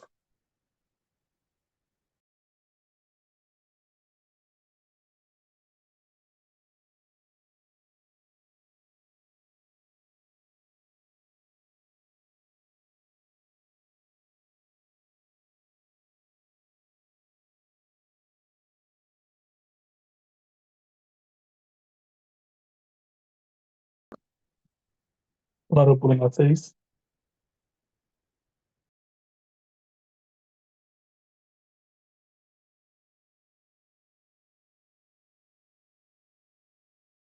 The PA.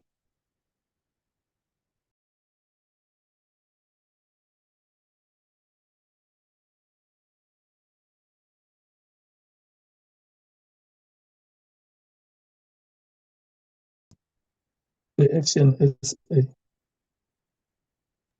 In agreement, thanks, Chair. the PA. Agree, Chair. The EFF. Is this for on our input or on No, E? on the, yeah. On E. Yeah, We it's are- properly captured here. We are on the ANC submission on D. Oh, I thought I had responded. Agreed, Chair. Okay, then you are satisfied with what is captured on E. Yes, Chair. Okay, let's rotate the submission of the EFF, and the Action SA must be ready to lead us on their submission on paragraph F on page 426. Can we hear? Chair, sorry, Chair, just before we go, perhaps this is not, or it needs to be reworded because it is we're still under assessment and we're not under findings or recommendations. So it might have been inserted in an area where it shouldn't have been because it reads as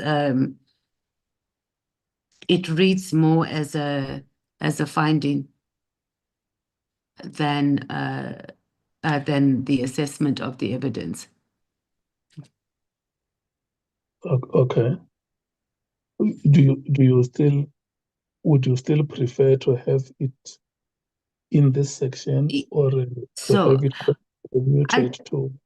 Yeah, so so when we did our submissions, obviously it also included what the findings we were going to make in this regard. So under the assessment, it would just need to be captured the part where we start off with because it was, so we must say it was issued without adequate consultation, sufficient documentation, documented operational basis, proper implementation. So it just needs to be reworded or rephrased, starting with it was issued with or the directive was issued with, rather than the finding that is included in what we submitted. Yeah, the finding will be commuted or relocated to. Yes, when we have that discussion, but this is just to capture the assessment of the evidence. Thank you, Chair. Thank you so much. I hope the honorable members are in the same frequency with you, the ANC. Thank you very much, Chair. Okay, we agree with the intervention that Honorable Matthys has made, and with then what follows as an analysis that is made.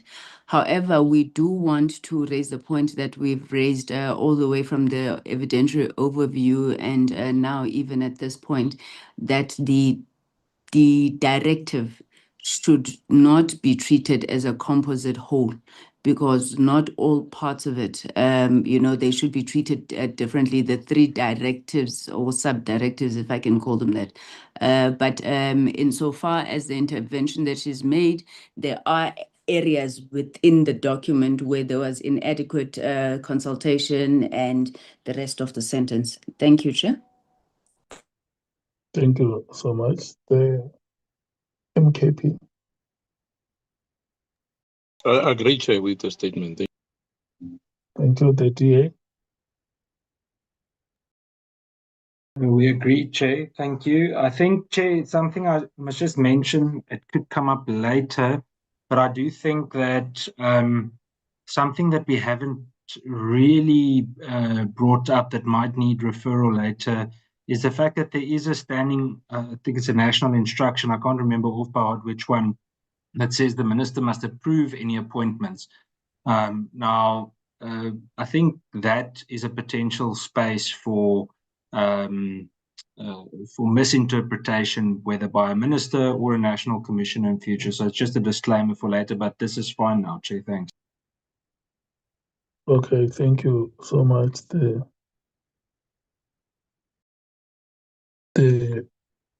PA. No problem, Chair. Thank you so much. The Action SA. Fine, thank you, Chair. Okay. Those additions will be made.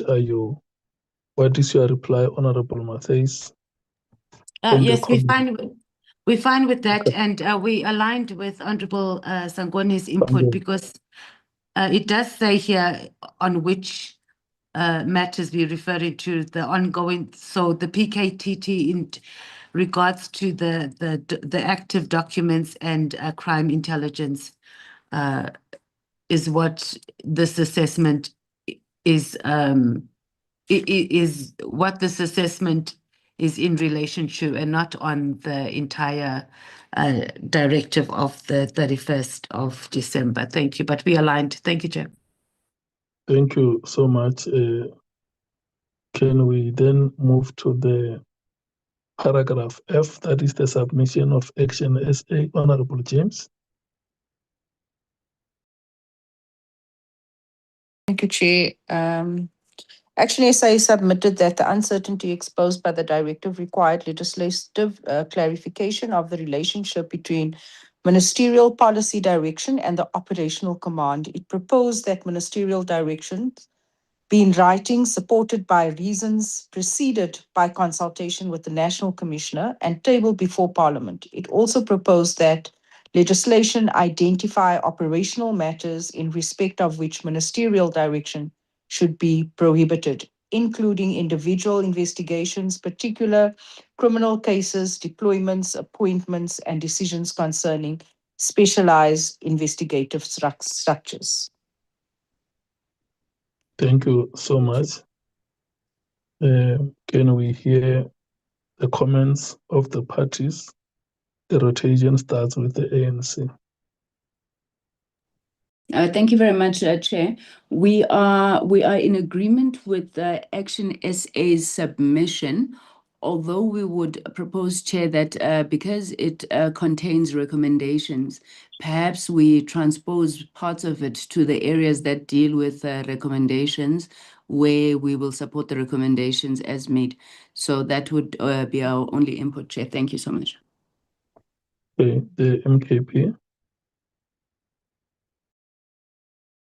I agree with the submission of the action. Thank you. The DA.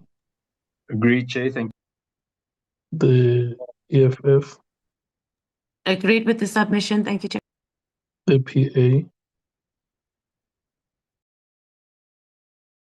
Honorable Souls.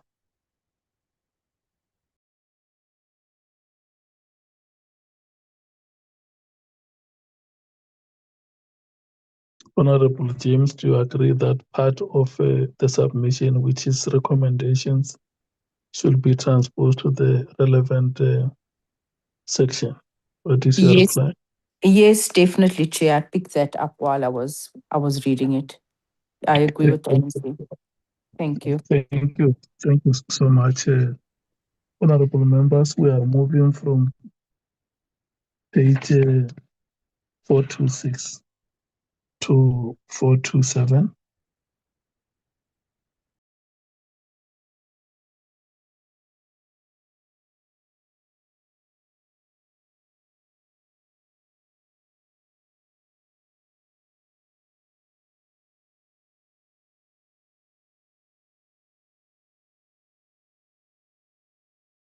Matthijs, the two paragraphs, a significant chunk of your proposals or submission is on page 428. So if you can take those two paragraphs, D and E. Okay, Chair, I think it's better if I read, because when I talk to intelligence instability should be treated as a central operational and national security concern rather than an internal administrative problem. We also argue that the failures in appointments, vetting, security clearance, and leadership arrangements created heightened risk because of the division's access to classified information, sensitive capabilities, covert resources, and intelligence concerning organized crime. And we propose that the report conclude that the institutional environment was vulnerable to compromise and the existing safeguards were insufficient. Obviously, that's something that would go under the findings. The EFF, we also submitting that the prolonged reliance on acting appointments contributed to the uncertainty in authority, competing centers of influence, and weakened accountability. The available evidence supports concern regarding these prolonged vacancies and also the acting arrangements. However, it does not establish that every acting appointment was irregular or that every leadership dispute resulted in improper influence. And that is our submission in terms of the assessment of the evidence in relation to crime intelligence. Thank you, Chair. Thank you so much, the ANC. And Honorable Sangoni, the ANC must get ready after this rotation. The next paragraph is yours, and you will be followed by the paragraph of the HNSA on the same page 428. Can we now rotate the submission of the EFF and hear the comments of the ANC? Thank you, Chair. We are in agreement with paragraph D. Paragraph E, we are just struggling to locate in the evidence where the observation would be founded. I think the point that Honorable Nduli was making earlier, that it is a reasonable inference that where you do have vacancies, there would be instability. So we're not going to dispute the point. We take it as an observation, but I think we're stretching it a little bit to say that the evidence, contributed as a matter of fact. But it's not a fundamental issue, Chair. We're happy to live with it because, as we said, we think it's a reasonable inference. If it is possible, that somewhere, perhaps further up in the document, where the evidence supports that directly it's included, then this paragraph becomes almost a common cause. Thank you very much, Chair. Thank you. The MKP.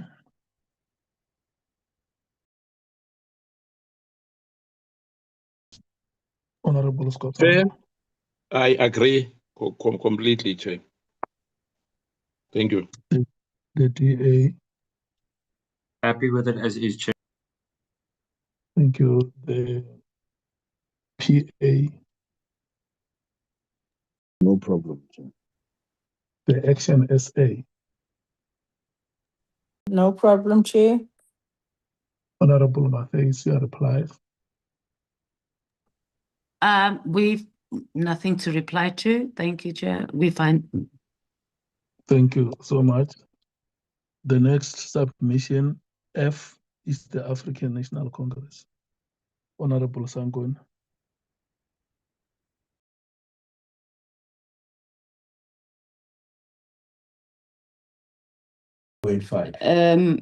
Chair, the submission as captured is correct, that the vetting system had not been applied objectively and consistently, and thus could be used to remove or neutralize persons. This obviously refers to the evidence of General Mkhwanazi and I think a few other witnesses, how this issue of vetting, because it was not consistent, it was almost weaponized. And then we are happy to move our last sentence to the recommendations, where we are proposing an establishment of an independent security vetting and integrity testing agency, so as to fortify that process against the internal goings on at SAP. Thank you, sir. To the MKP.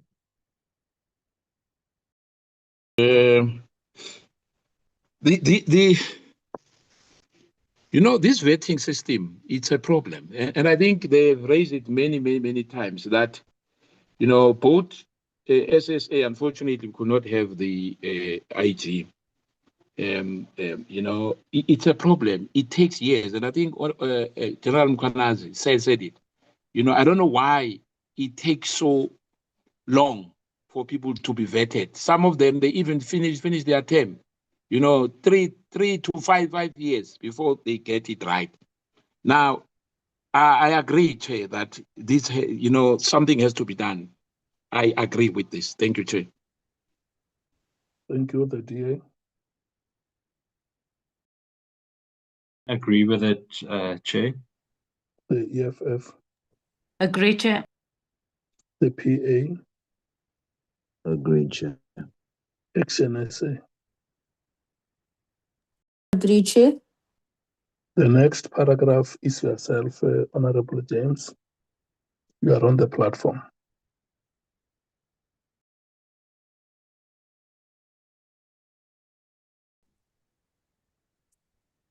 Okay. The Action SA proposed a strict Yes. no clearance, no access rule for persons handling classified information, systems or facilities. It proposes periodic renewal and review of clearance and the automatic restriction of access when a clearance expires or is suspended, withdrawn, or downgraded. It also proposes that chiefs of staff and senior officials in security cluster ministerial offices be appropriately vetted before receiving access to classified or operational information. Is that accurate, Chair? Honorable Chair? Yes. It's like you knew I couldn't see. I was zooming into the screen and then you came to my rescue. Eh? Yes. Yeah, we're at that age. I think it's fine, it's correct, Chair, but also like the previous input we gave, I think this needs to go to the recommendations. Okay. Yeah. The ANC. Yes, Chair, we are okay. We support the paragraph. Thank you. The MKP. We support the submission, Chair. Thank you. The DA. Support, Chair. The EFF. Support, Chair. The PA. Support, Chair. Thank you so much. The Secretariat, the content team will make sure that the part that goes to recommendations is properly located. Can we move to page 430, the African National Congress, on paragraph E?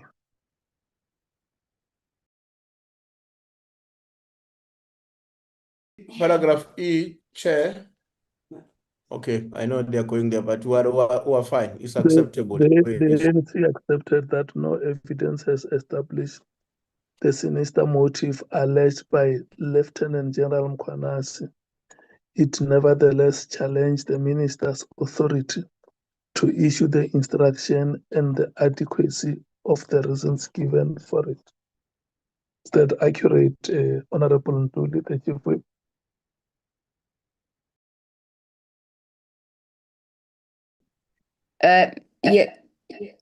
Yes, Chairperson. So the way that the paragraph is phrased, it's correct. It is our submission that in the evidence presented to us, these sinister motives that Lt Mkhwanazi had spoken about, we had failed to establish a link.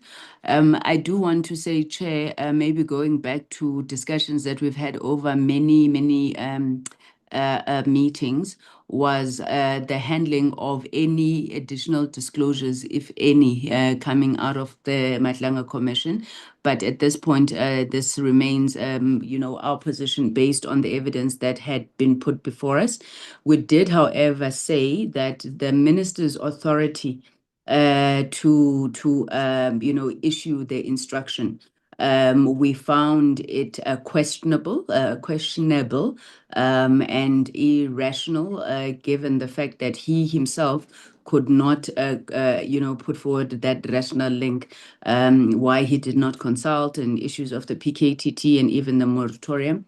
And we also took umbrage, I suppose, with the adequacy of some of the reasons that he advanced. So that was our submission, Chair. Thank you. Thank you. The MKP. For me, Chair, I think this paragraph, I'm challenging it. Hence, I was saying, I think in the last meeting, to say, even if we cannot have a proof in our hand, and accepting that the 31st is a working day, but there was a sinister in this matter. For the minister as well to issue that instruction of disbanding this PKTT, because of these people who were, he accepted himself that, so-called professor, he has, Mashale, he listened to them, and the issue of Brown Mkhwanazi is another story. But the issue that the minister knew what he was doing here, for it, it looks sinister, I must say. That what was the hurry? But hence you said maybe at the end when we are going to have findings and recommendations. But this issue of the minister on disbanding, there's on issuing the instruction here. Chair, I must say, we can say whatever we want to say. The minister knew exactly what he was doing. Hence, I was saying that why not wait a week or so, 2 days or so? There was no urgency here that he has to issue the disband and issue a letter on the 31st of December. For me, I'm not convinced, Chair. I don't really agree. I'm saying, even if Lt Mkhwanazi never said that, but it's clear, it's very clear, Chair, that the minister was in a hurry for whatever reason, for him to do what he did. Thank you, Chair. Thank you. The DA. Thank you, Chair. Chair, I think we could possibly word it a little bit better, because I think we can say that even though, by the looks of it, I agree with Honourable Skhosana, it did look sinister, but no evidence was presented to us that proved such, or that, beyond reasonable doubt indicated that it was a sinister move. So maybe it can be worded slightly better or more detailed. And we say, because I don't want people to turn around and say, yeah, but you just said that Minister Mkhwanazi didn't do anything wrong at all, because that's not what we're saying. And I agree with the last part of the statement. But yeah, I think it might be worth saying that the evidence didn't indicate something sinister, even though it may have seemed so. It's just a thought. Thanks, Chair. Okay. The EFF. Thank you, Chair. Our input would be that we would say that there was no evidence before the committee that established, and I wouldn't even use the word sinister, because because the Lieutenant General was actually saying that there was some corrupt influence and maybe corrupt would be the wrong word, but our submission here would be that while there was no evidence before the committee, certainly what was presented to the committee does warrant further investigation of a corrupt influence, and that might fall under a finding. And then obviously we agree with the second sentence as well. But that would be our input. So we don't give the impression, as Honourable Cameron said, that there's no evidence that it was a sinister move. I think we need to be clear that it warrants further investigation. Because we also have in our reports spoken about our limitations, and in this regard, it was also one of our limitations that we were unable to investigate further on this matter. Thank you. Okay, the PA. The wording is perfect and accurate, Chairperson. Thank you. The Action SA. I'm okay, thank you, Chair. What is the reply of the ANC? Thank you very much, Chairperson. I think we can find some common ground. Taking into account what the DA would have proposed. But yeah, with that being the spirit of the meeting, we're in agreement. Thank you, Chair. Oh, okay. Yeah. Ms. Van Zyl, did you hear what has been said on this paragraph?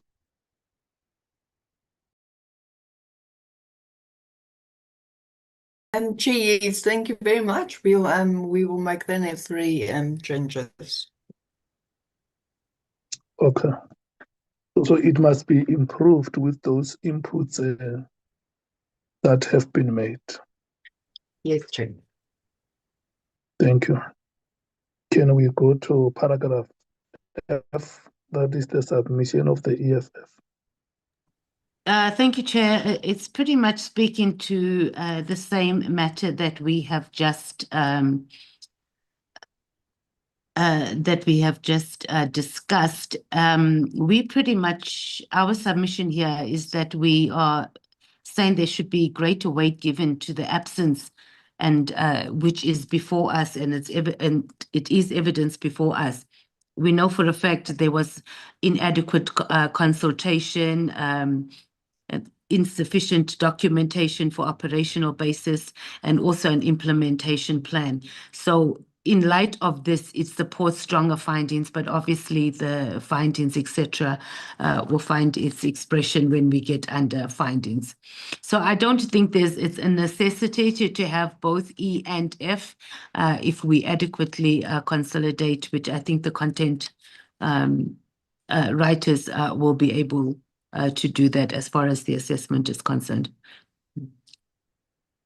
So you propose that E and F can be consolidated?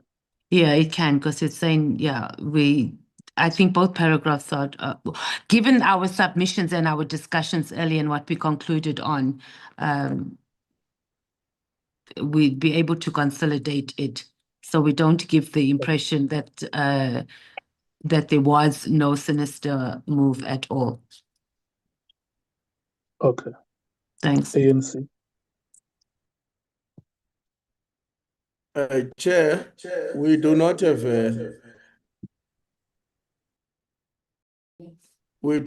an objection to that suggestion by the Honourable Mattheys, except that in the consolidated paragraph, we would not be in support of the assertion, and I quote, stronger findings of irrationality, procedural irregularity, poor governance, and maladministration.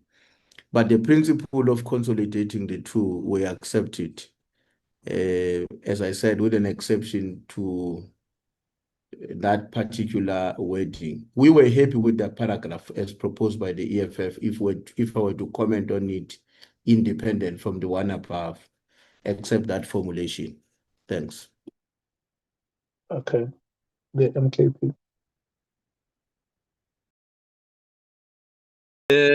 I don't see any problem, on this, perhaps,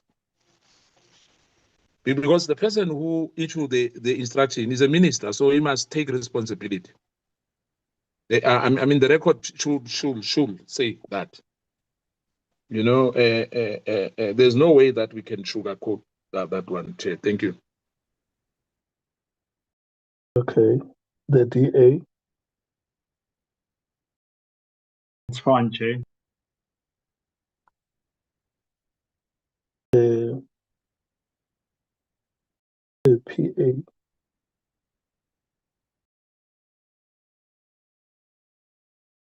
All good, Chair. The Action SA. I'm good, thank you, Chair. Okay. So the part of the finding, Honorable Mathaith, we will discuss it when we are on the relevant section. Is that correct? Absolutely, Chair. Thank you. Thank you so much. Can we then move to after page 430, we go to 432. The ANC.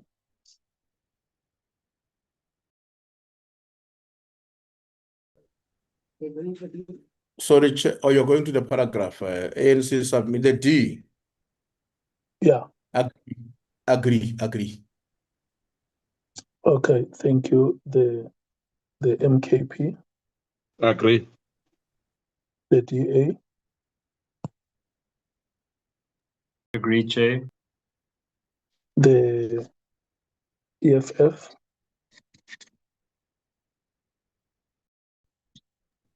Agreed to, Chair, though left much to be desired. Is that the actual wording that we are going to use?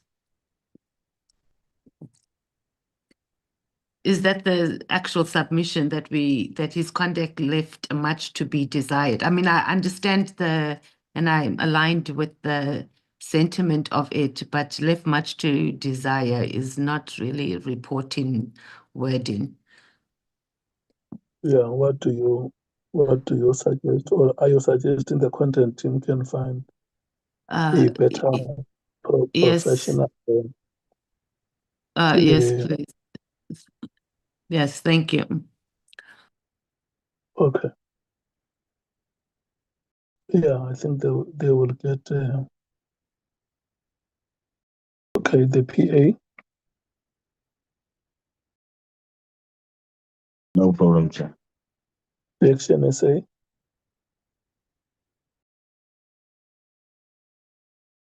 Honorable James.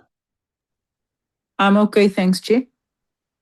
Thank you. Chief Whip, left much to be desired.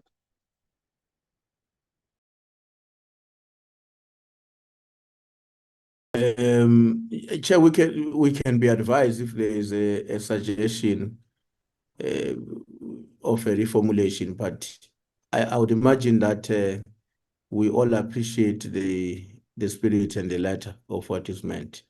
So if the phrase left much to be desired is not professionally enough to appear on the report, English people can help us. Yeah, thank you. For as long as we were. Hello, Honorable Kekana. Yeah, before you close, Chair, yes, I think the admin team can do can rephrase that. I don't think we should waste time on this. Left too much to be desired. I've just pick it up as well. It's not appropriate. Thank you. Thank you so much. We are on page 435, the African National Congress submission on Honorable Kolabana.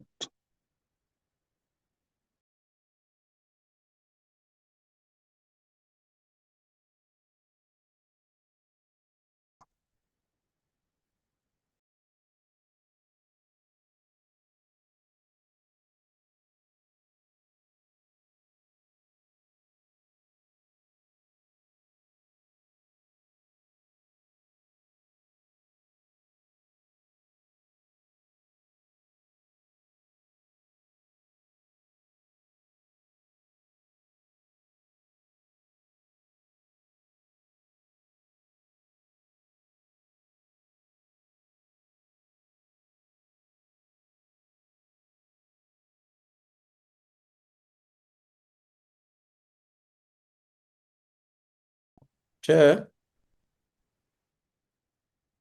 Hello? Yes. We keep on getting cut, Chair. You want me to comment on the ANC submitted that the Honorable Kola Barnard's evidence was inconsistent and that a failure? You want me to confirm that sentence? Yeah. It's ours, we support it. Thank you. The MKP.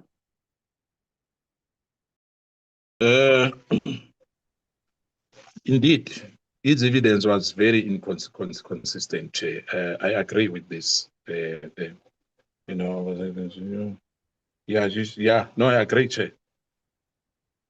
The Thank DA. you. Chair, we don't agree with the content specifically, but it is accurate in terms of what the ANC stated. Okay. Can you clarify yourself so that as other members come to comment, understand exactly where, if there are points of divergence, members can be able to understand where you agree and where you diverge. For sure, Chair. I'm just busy scrolling on my own version of the report. It's just easier for me to work through it that way. Can you come back to me, please? Let me read it. It says the ANC submitted that Honorable Kola Barnard's evidence was inconsistent and that her failure initially to disclose her prior JSCI membership constituted a material omission. It argues that given her parliamentary and intelligence oversight experiences, she knew or ought to have known that the information was classified and she should not have been. The information was classified and should not have been placed in the public domain, irrespective of whether it had previously been leaked. The ANC further contends that her conduct may have breached her continuing oath of secrecy in the Parliamentary Code of Ethical Conduct, thereby raising concerns about her fitness to serve on the JSCI. Thank you, Chair. Should we come back to you later, or are you ready now to? No, I'm ready, Chair. Just a few short points. I think the first part is that information was already out in the public, and it was actually, I think it was News 24 to be exact, that had released an article on it. And from what I understand, the Honorable Kola Barnard simply referred to that specific article. At the same time, at that stage, that JSCI hadn't come to fruition yet in the new administration, and as we all know, it took quite some time to get there, but that's, I guess, secondary. So yeah, it was something that was already public information. It had been distributed extremely widely. It had been on several media platforms, and while one can debate whether it should have been further shared or not, the fact of the matter is it was totally public, and it was not that honourable member, and there's also no evidence that points that the honourable member was the one that released it or exposed it to the public. Thank you, Chair.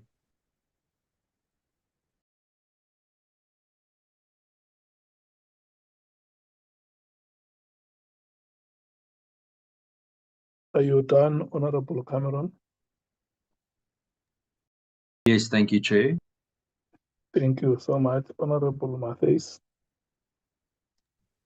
Chair, we support the ANC's submission.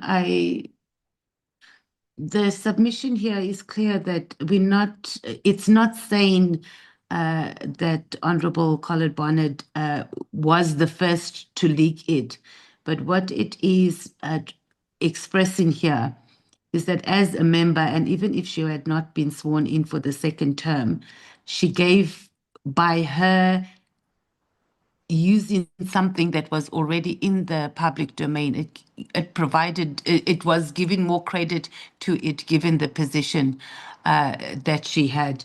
And that's what the paragraph or the submission from the ANC, from what I understand, is trying to capture. So we support that. Thank you. The PA. Chairperson, I disagree with the first statement that says Honorable Kolabanat's evidence was inconsistent. My experience was different with her because there was many consistencies in her testimony.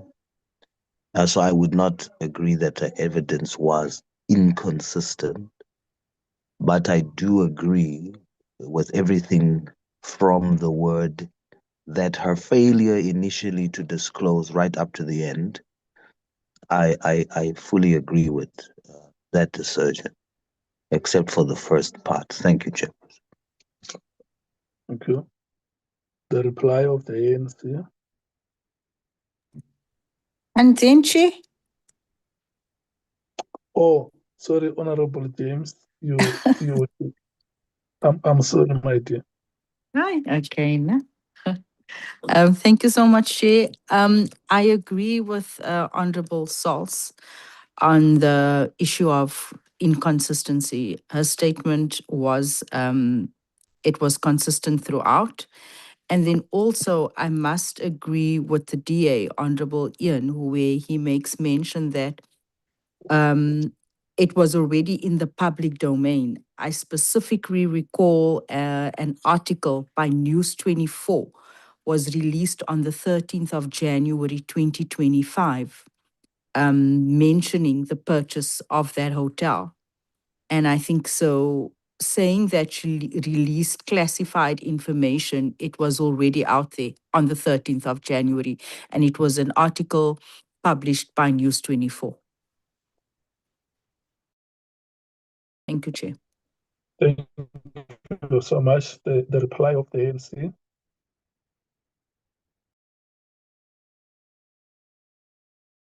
Chair, we hear what is being said in this regard, and our own understanding and recollection of the events as they unfolded then do not justify that we should change our position on this matter. If colleagues disagree with us, that should be, but we maintain this position because it's consistent with what we recorded down as we're dealing with this matter then. Okay, and the part that the information was already out, because I think the concern is that if the word leak is used in reference to Honorable Kolabanat, it may be wrong too, because it will create an impression that she was the one who would have leaked the information that was already out in the public. What is your comment on that one?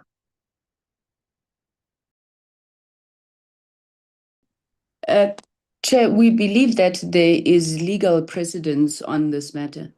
The fact that information is in the public domain does not absolve anybody who comes across it from taking accountability for sharing classified information. Now, our submission is based on the fact that Honorable Kolabanat would be familiar with this. She had been a member of the JSCI before. We don't believe that it is correct to say that because it was out there, she should repeat it, especially as somebody with experience in the JCI and somebody who arguably would probably have known also. The last part of what I'm saying is obviously just supposition, but she's familiar with the legislation and the regulations governing how classified information is handled. So we do not support that argument. We don't think it has any merit, Chair. Thank you. No, I want you to clarify it because the concern is that the manner which it is written here may create a wrong impression other than what is intended. And the way you explain it now, you explain it better because from where I'm sitting, I agree with you that there is case law precedent that a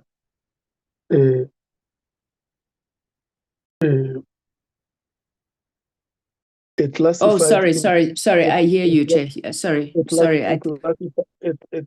mean, the fact that a classified information has leaked does not declassify that information. I'm just saying it in parentheses because I may not be able to remember verbatim what the judgment, the exact words that would have been used by the bench, but essentially what is saying that the fact that a classified information has leaked does not declassify it, implying that it may be wrongful for you to have access to classified information that is circulating in the public and then use it on the pretext that it is already out.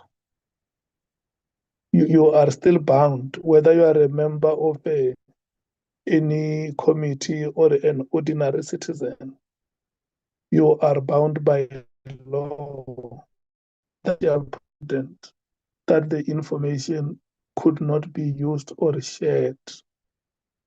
So, and the concern that members are raising here is that the formulation as it is now may wrongfully or unintentionally be interpreted to mean that Honorable Dian Kolabanat was the one who leaked that information. And that is why when I give you the opportunity to reply,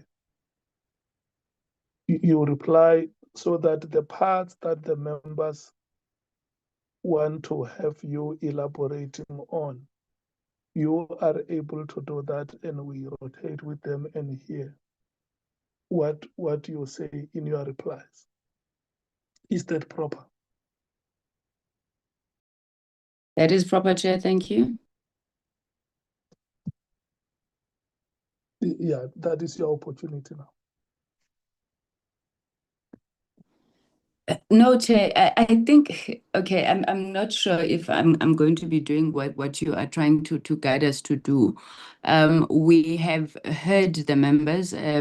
The Honorable Nduli in his submission did indicate that given what we have heard, to a large extent, our position is still maintained.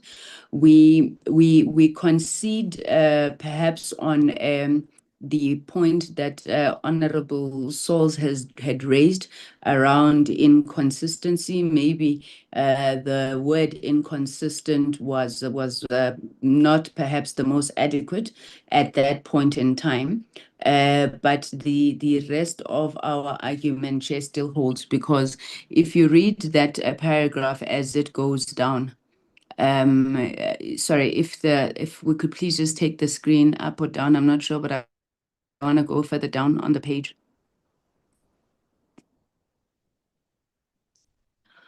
You'll see that we do say that she knew or ought to have known that the information was classified and should not have placed it in the public domain. Now, we are not going and saying she went to get it from wherever she got it and placed it in the public domain. It's within this context of this legal precedents that we're talking about, that she knew or she ought to have known that the information did not become declassified just because it had been previously leaked. Yeah. So that was the point that we were making, Chair.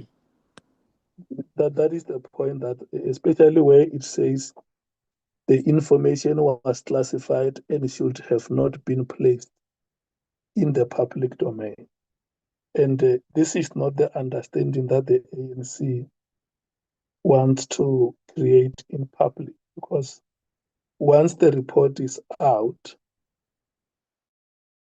as a committee, we will not be able to go out to everybody to explain that we did not say Honorable Kola Barnard is the one who placed it in the public domain, but we wanted to say that she should have not acted on an information that is classified, regardless of whether it was in the public domain or not. We don't mind that formulation, Chair. I suppose it's a question of, interpretation. It can be read in the manner that we did not intend. So we did not intend to say she took it from criminal intelligence and placed it in the public domain, but we're saying that, she should not have repeated it. So we are happy to reformulate that. Thank you, Chair. Thank you so much. There is a proposed reformulation, the MKP.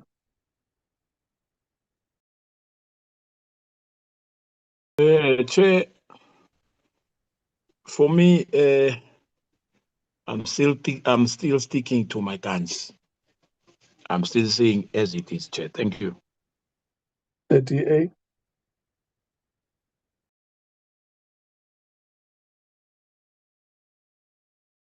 Honorable Cameron. Sorry, Chair. Yes, Chair. No, we're sticking by what we said. I think we can debate the merit at a later stage. I see the Honourable the Honourable Breitenbach just put up a hand, but we're sticking with what we said. Honourable Breitenbach.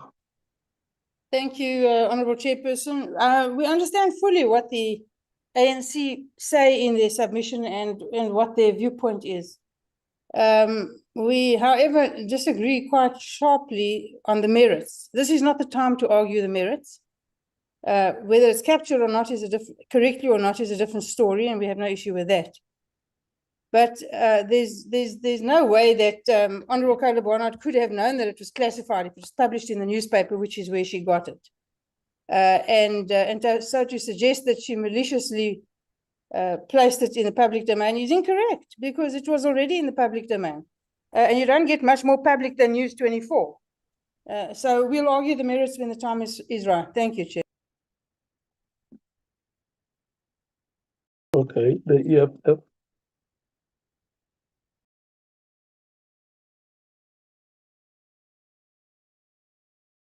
Honorable Matthys.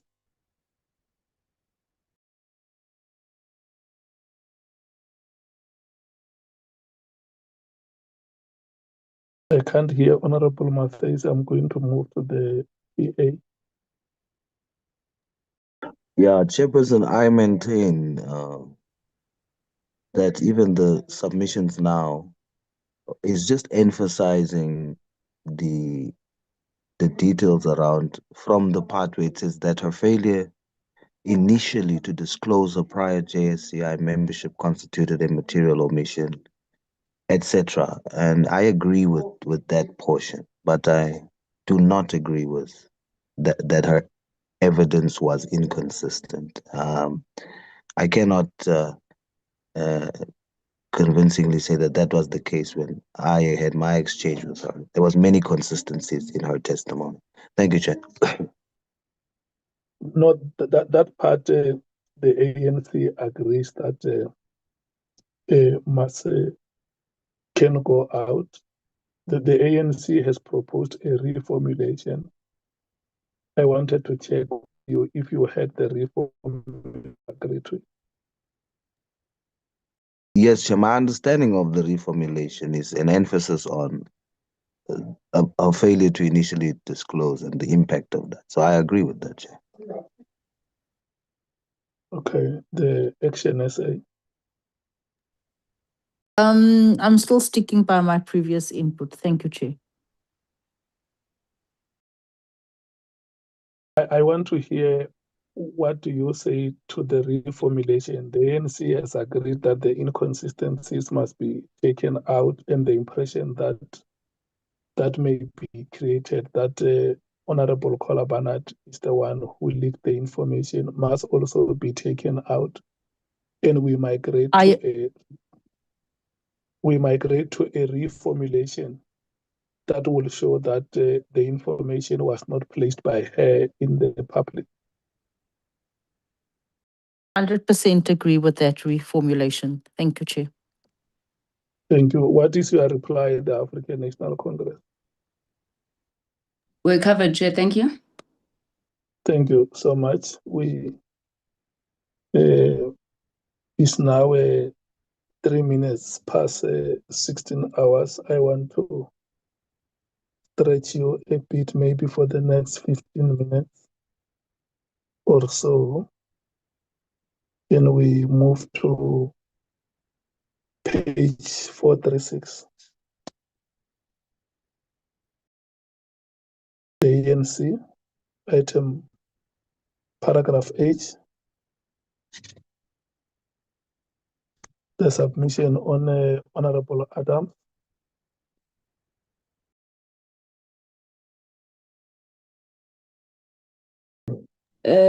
Chair, we just said that the matter of the envelope underneath the door was not traversed really by the committee, and we are saying that these matters, when we come to recommendations, should be referred for further investigation. Thank you. Thank you. The MKP. Chair, this issue, if you remember, I'm not sure because I made it clear when we were interrogating, when we were deliberating, the Honorable Adams matter, to say we have cameras in our offices. And I hope that those footage, we must have them. I said it, I think the Secretariat have worked on that.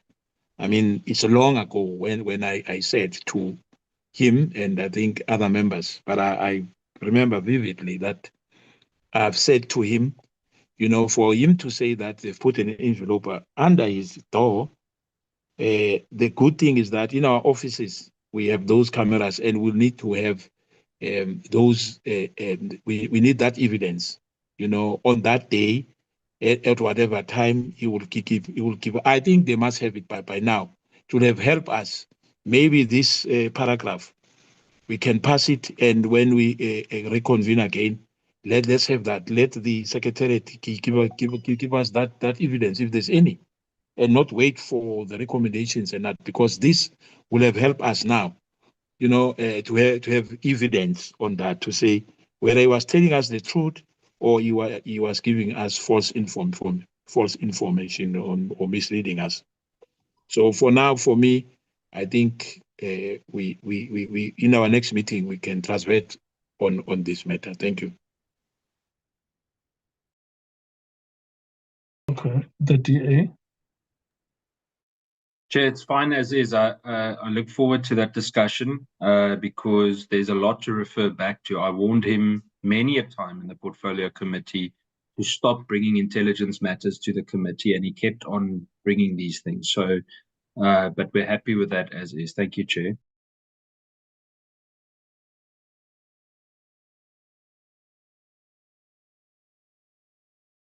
Okay, the EFF. We support the submission as explained by Honorable Sangoni. Okay, the PA. Yeah, I'm looking at this paragraph on my parliamentary device that's working properly. And I agree with the wording used. Thank you, Chair. Your parliamentary gadget is functioning properly. And has always been since 2024. And then are you able to receive emails on that gadget? Sorry, Chair. Are you able to receive emails? Yes, emails, SMSs, photos, late night. It all works properly. Okay, thank you so much. The Action SA. We are in agreement with the paragraph as is. Thank you, Chair. Okay. And Honorable Skosana has proposed that the need for additional information, does the meeting agree to that?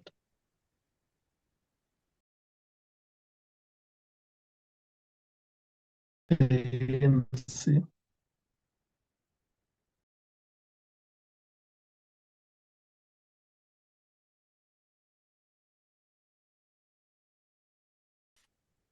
Honorable Sanguni or the Chief Whip. My network is keep on and failing me. You want us to confirm the NC submission on H? No, we are done with the submission. It has been supported. The point that I'm rotating is Honorable Skosana's proposal that additional information, particularly on footages, can be obtained from Parliament. Agree with that one. The DA. Chair.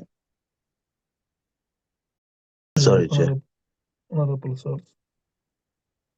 I'm just interested in what device is the Chief Whip using? I think he must be using the same device that you are using, because the device, I think the devices work differently from one member to another.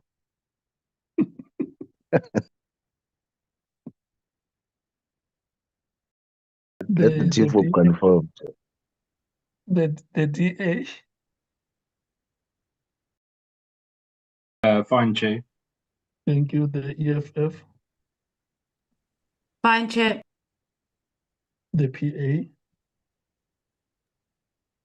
Fine, Chair. The HMSA. We're good, thank you. Thank you. Chair, I'm not sure whether you called me, but it's fine because I did not you call know, you maybe because the network is failing us. I don't know. I did not call you because I was rotating a proposal on the need for additional information, which the meeting has supported. Oh, thank you, Chair. Thank you. So we will request Mr. Tejana to follow those procedures in terms of how the information can be obtained. Mr. Tejana. No, Chair, it's outside of my remit. You talk about footage within the precinct. Yeah. No, Chair, it's information which can be requested by the Secretariat. There's no legal issue to deal with, Chair. Thanks. Okay, no. You know, when you deal with issues that you are not sure about the legalities, the first port of call is the legal section of Parliament. But with your advice, then the Secretariat should be able to do that. Is that okay with you? Thanks, Chair. Thank you so much for the advice. Let's move to the next page. After 436 should be 438. That is the PA. Item F.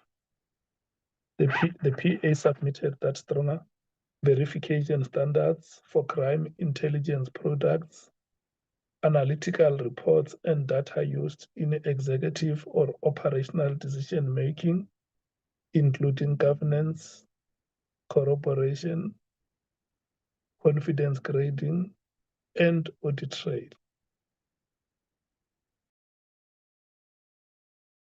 Is that okay, Honorable Source? That's okay, Chair. I would just like an addition after that full stop. to say the PA further noted that following deliberations, no, sorry, that's not the one. Okay.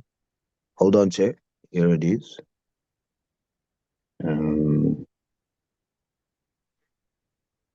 Just to add, it is our view that both sides contributed to the institutional instability of the SEPs. So right after that, full stop, just to add that line. Okay.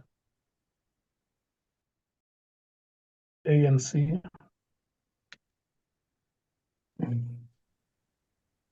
Chairperson, we noted the PA submission in this regard, but we are not very clear what is the objective.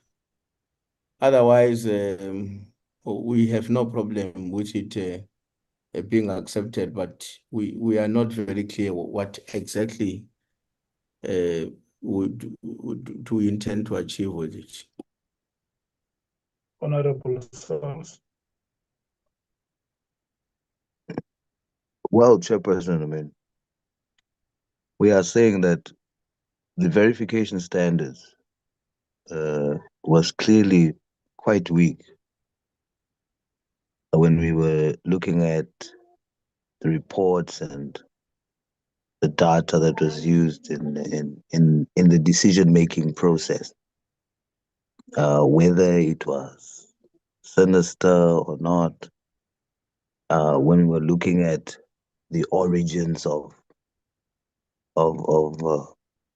how, for example, the 31st December report came about, there was no clear provenance.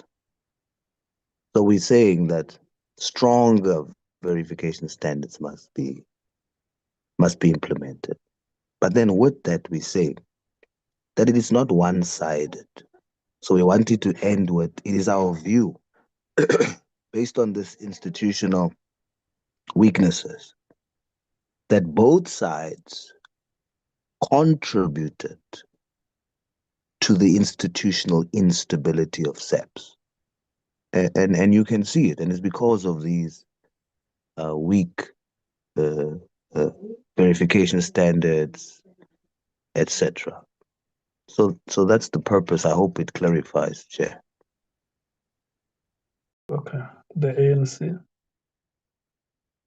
Then with that clarification, Chair, there were even some important words that were added by the Honorable Souls, which were not there, like must and blah, blah. We think then we can understand the intention. We are fine. Thank you. The MKP. Chair, by virtue that the crime intelligence matters are of a secret nature, I'm not sure how are we going to get maybe the joint, whatever, those people who are sitting in that committee will know about this thing. But for us or anybody outside that body to know exactly what is transpiring there, I'm not sure, Chair. So I really don't know. For me, you know, hence I was saying earlier about that this vetting process take a little bit of time for everyone, you know, not necessarily crime intelligence, for everyone, you know, to be vetted. Now, this operational decision making and whatever it's said here, I'm really, I don't know.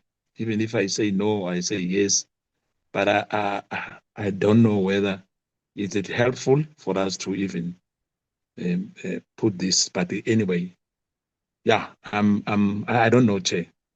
I just want to make a disclaimer here. I'm not sure about this. Okay. The DA.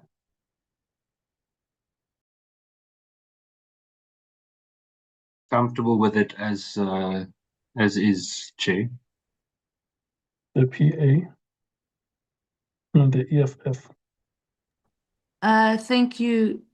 Yeah, Chair, we're fine with it. I don't from what I understand from the PA, it's a strong submission, but what Honorable Swords explained in terms of I just got a bit confused in terms of the directive, etc. From what I understand, the submission here is talking about just the internal operations of crime intelligence, and then definitely will support. I just wasn't sure where the directives from the minister, etc., comes into it.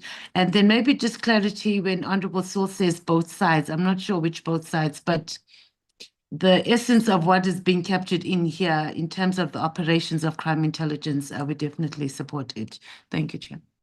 Thank you. The action essay. I support the submission as is. Thank you, Chair. The submission is supported. Honorable Souls, any replies? Yes, Chair. Thank you very much. Yeah, I just used the 31st as an example. And Honorable Adams having such in his possession is also an example of stronger verification standards, why it is needed. And then when we say two sides, we're just simplifying the fact that in our proceedings, we had two sides. And so we are saying that everyone, especially in the top brass, had some contribution to the instability of SEPs. It's not either or. But thank you very much, Chair.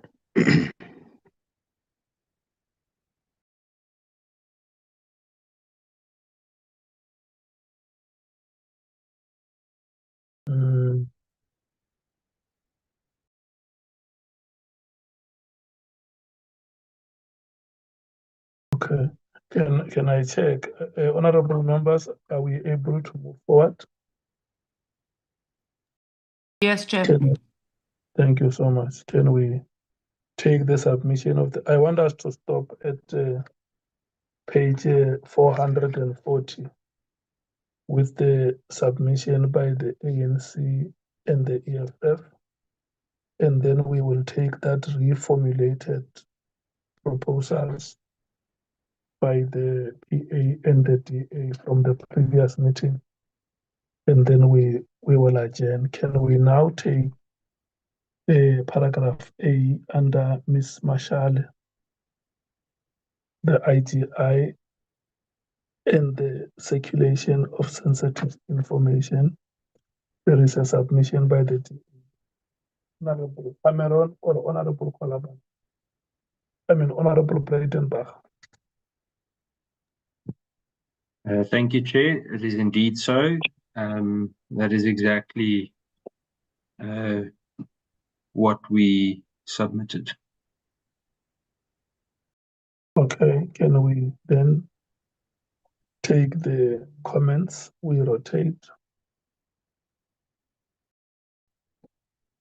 We will start with the African National Congress.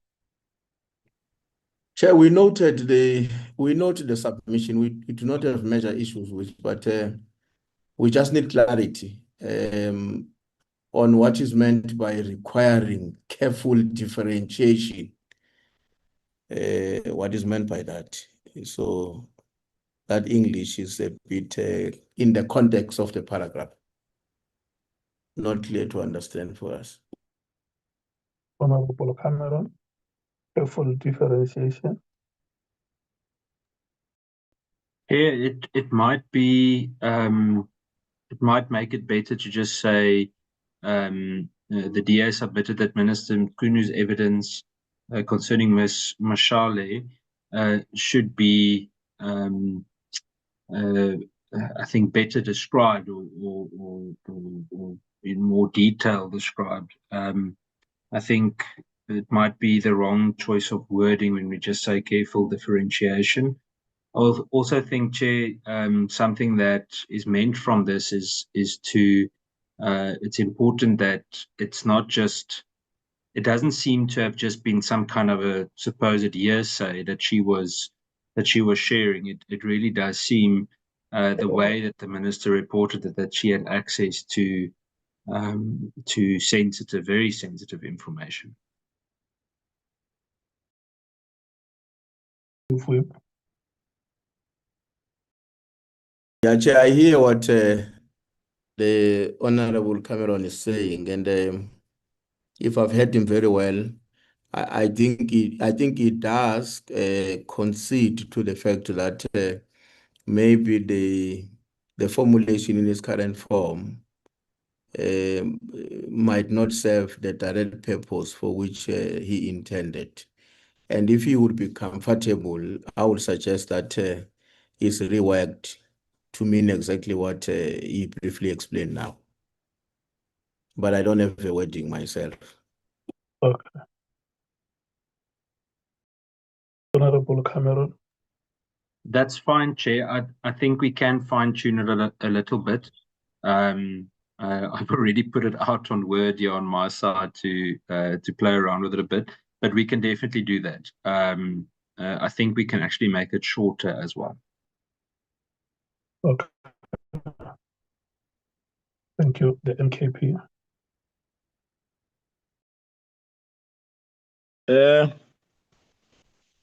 Chair, the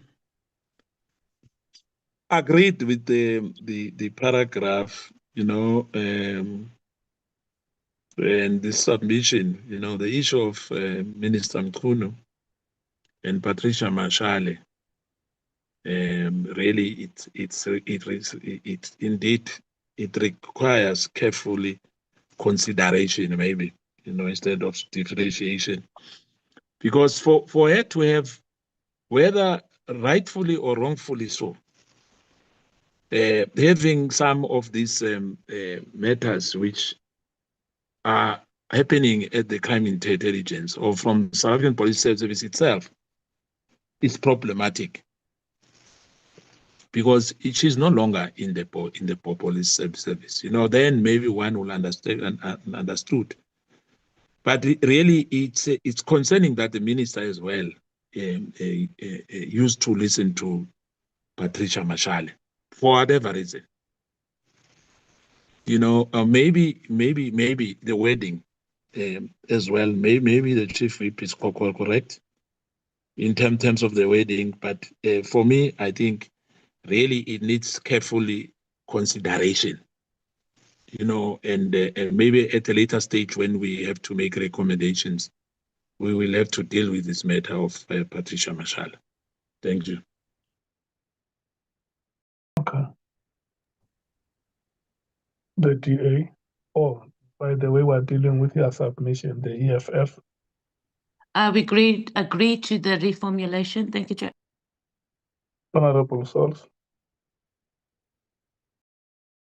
Reformulation, Chair. Thank you. Thank you. The Action SA. Agree, Chair. Thank you so much. The reformulated paragraph is agreed to. The ANC, page 440. Paragraph G.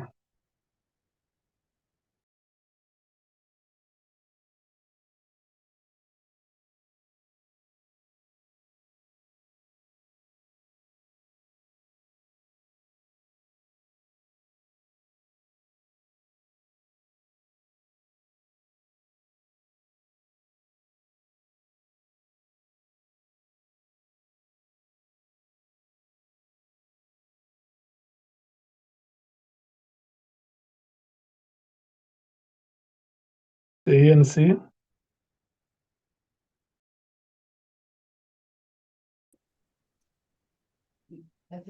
Chair, which paragraph are we dealing with now? G. Paragraph G on page 440. Agreed. G. ANC proposed an investigation. Agreed. Thank you. The MKP. What is your comment? Agreed. Agreed. It means I was forward, Thank you. Agreed. Thank you, Chair. Thank you. The DA. Agreed, Chair. The EFF. Agree, Chair. The PA. Aware, voorzitter. Thank you. The Action SA.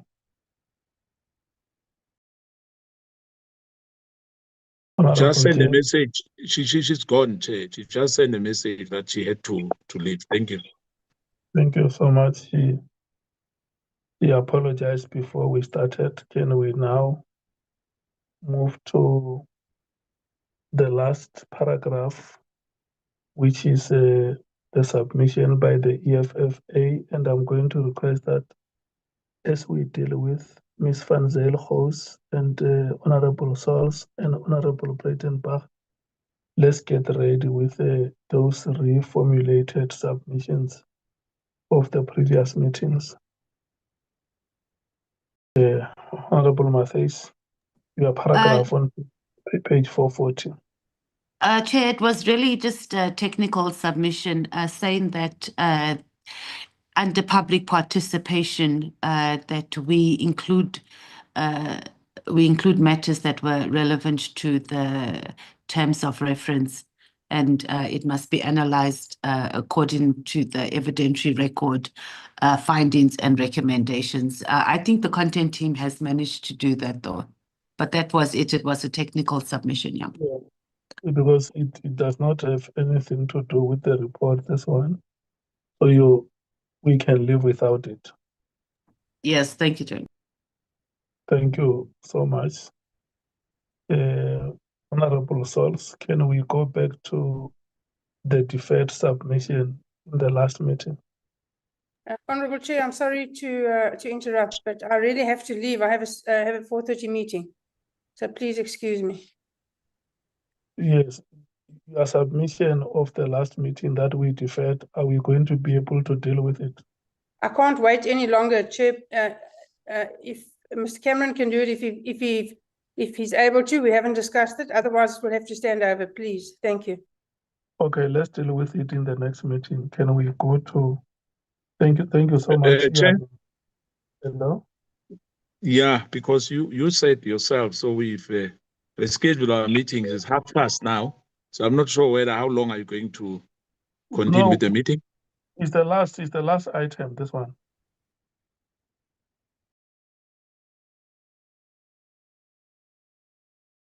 The item that we're taking is the last. Can we have it on the screen, Honorable Sauls? Yes, Chair, I don't see it on the screen.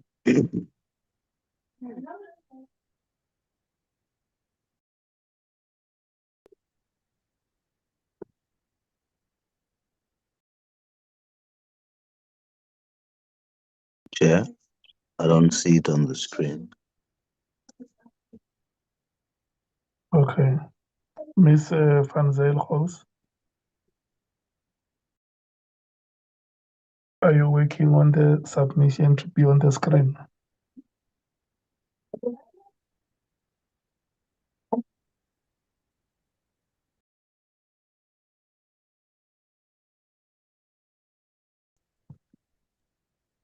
Gee, sorry, I apologize. I'm a bit lost on which one we are now. The very first one.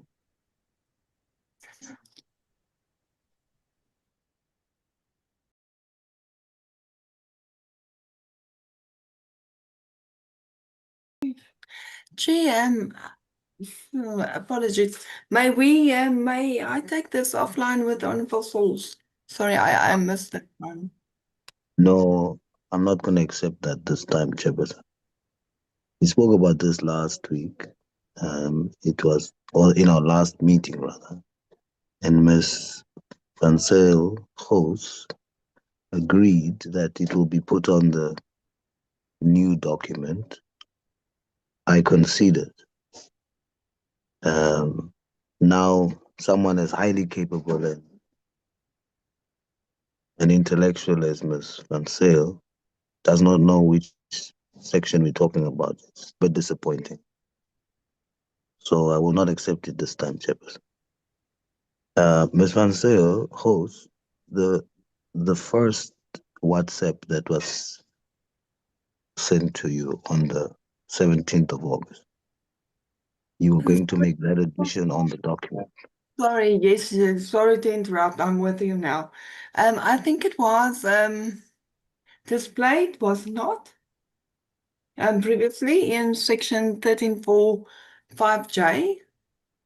No, No. it's not that one. Please look at your phone or your parliamentary device that is working.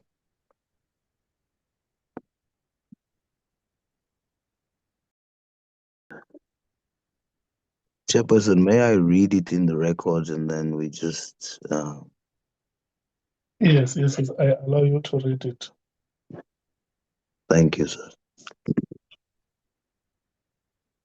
The PA submitted that Lieutenant General Mkhwanazi, as a senior and high-ranking official, committed a gross act of negligence by failing to properly verify critical intelligence and analysis prior to presenting it to the committee under oath, and subsequently purporting to withdraw such vital evidence merely via a text message to the evidence leader while Mr. Cele was actively giving testimony on the day, rather than adhering to formal procedural challenge or channels of withdrawal.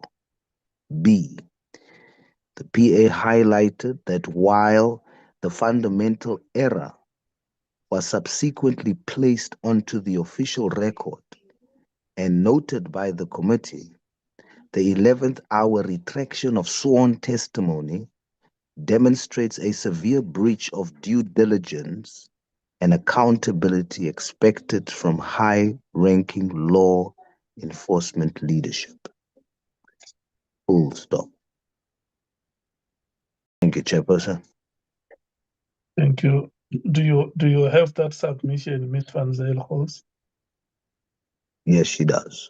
I can confirm she does. And then is it possible to have it flighted on the screen? Chair, it is included in the document. I'm just trying to coordinate the page number, but we will get there momentarily.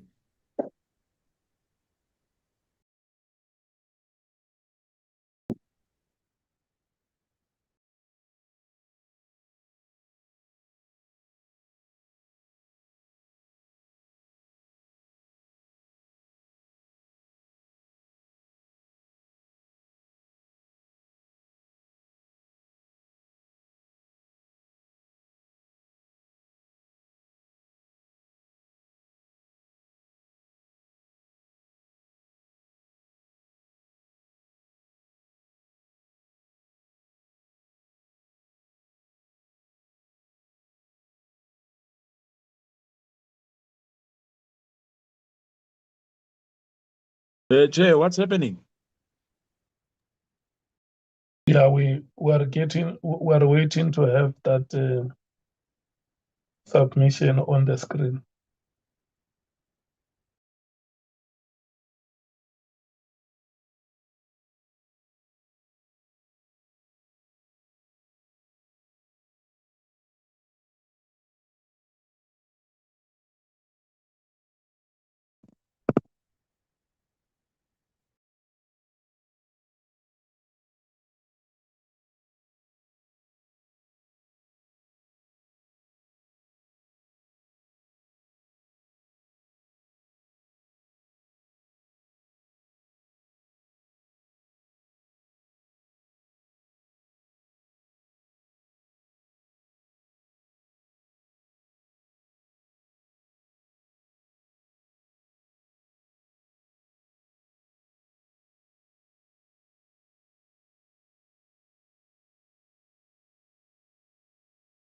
Chairperson, I must express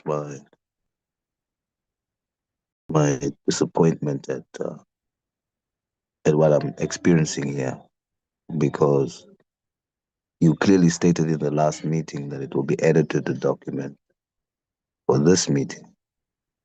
And for such a long delay for a small section, two paragraphs basically, for the support staff, it's very disappointing. I must just register that, Chair.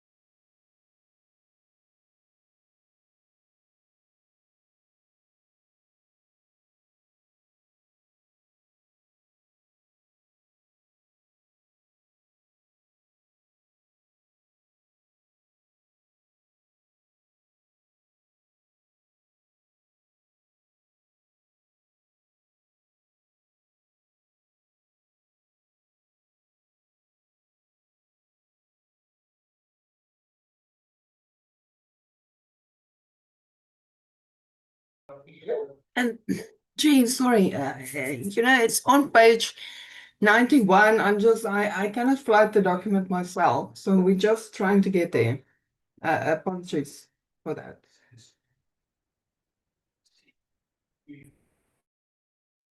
On page 91 of what? Of the report, Chair. Yes, remember the draft that we have does not have that reformulation. Chair, it was inserted in the draft.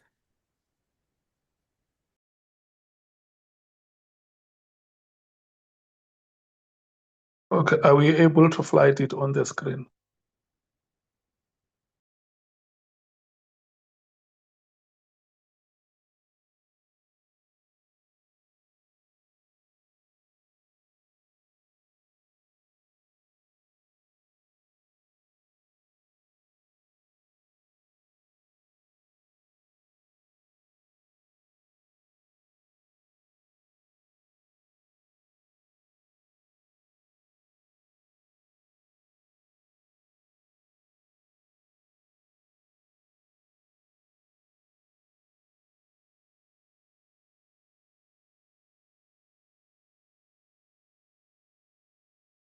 Chair, it's flighted.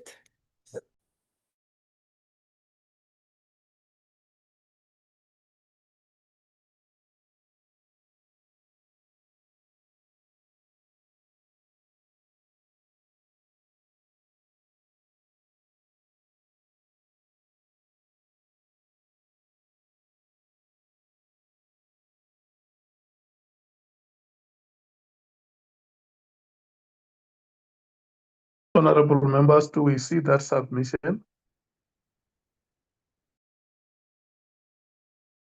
Yes, Chair. Okay. Can I then take the rotation?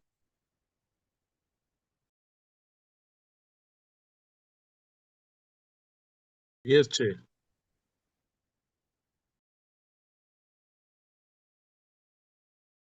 The ANC.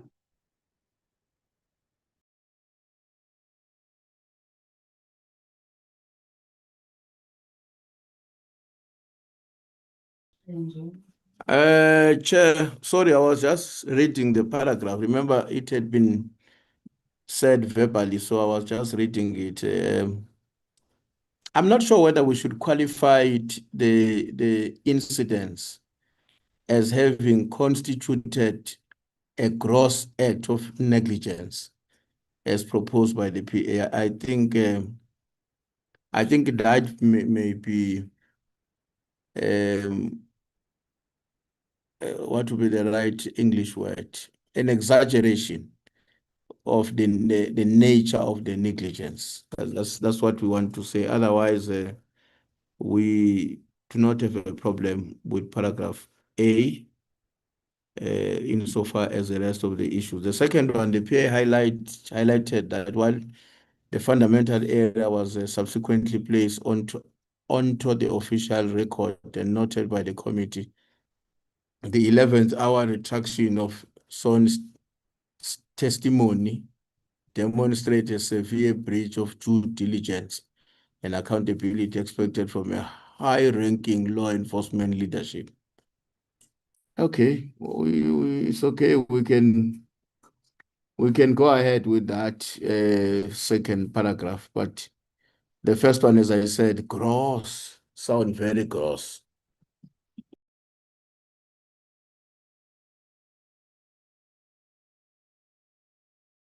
The MKP. Thank you, Chair. I think the Chief Whip have sum it up. There's nothing gross here, Chair. I mean, we know that when we're sitting there, whether you send an email and whether you send a WhatsApp message, and the owner, the owner as well, former Minister Cele responded, he accepted. But be that as it may, the gross, they're using the word gross, it's like he had an intention, because this issue of intention, bad intention, and I know it's debatable, But I think the chief whip sum it up on that. The gross thing is being too much exaggerated on this matter. Irrespective of that, we are under oath. You know, we all, if you perhaps been exposed to these matters, you won't have 100% accuracy. There's no one, not even a judge, would have an accuracy in any matter. You know, hence you have dissenting judgments, you know, and other matters of law, you know. But the matter here, this paragraph A, has to be reworded. It has to be reworded. The way it is now here is like, you know, we are judging already here, and we said we are not judgmental. B.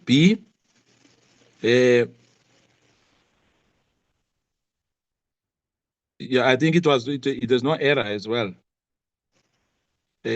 Or fundamental error was subsequently placed on the official record noted by the committee. Yes, we noted that, you know, and rightfully so. There was nothing wrong. There was nothing we could do. We could not reject, you know, 11-hour retraction. You know, I think it was it demonstrated maturity that if you are wrong, you raise your hand to say, you know, I've been misled, or, you know, the way it was interpreted on me, it was wrong. Then you raise your hand and correct that.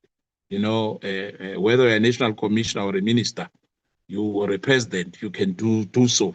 You're allowed to raise your hand to say, I was wrong. Thank you, choice. So in short, I'm saying it must be reworded. You must reword this paragraph, both of them. Thank you, Chair.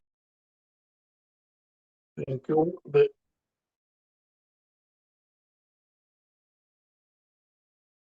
Sorry, Chair, you cut out. Did you say the DA?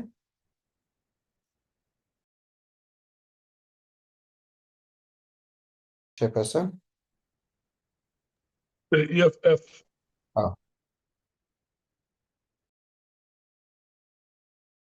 The EFF. Thank you, Chair. I hope I can be heard.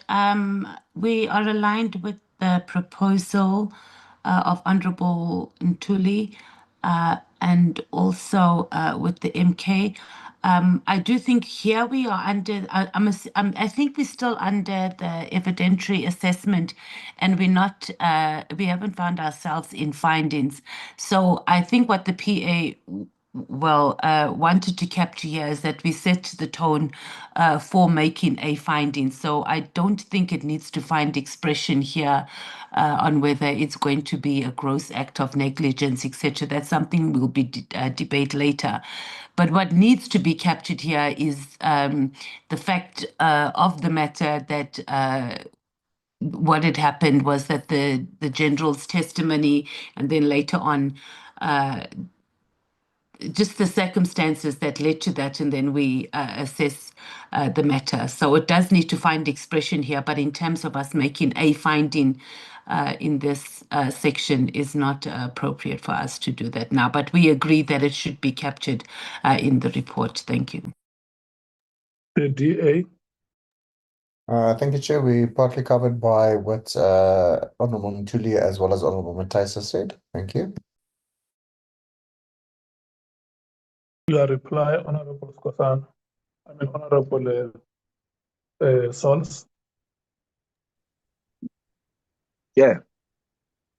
It's this thing that I've been referring to all the time in our discussion, that we should apply equal emphasis and expectation and demand from all witnesses. But it always seems like there is a lenience when it comes to General Mkhwanazi and an emphasis when it is others.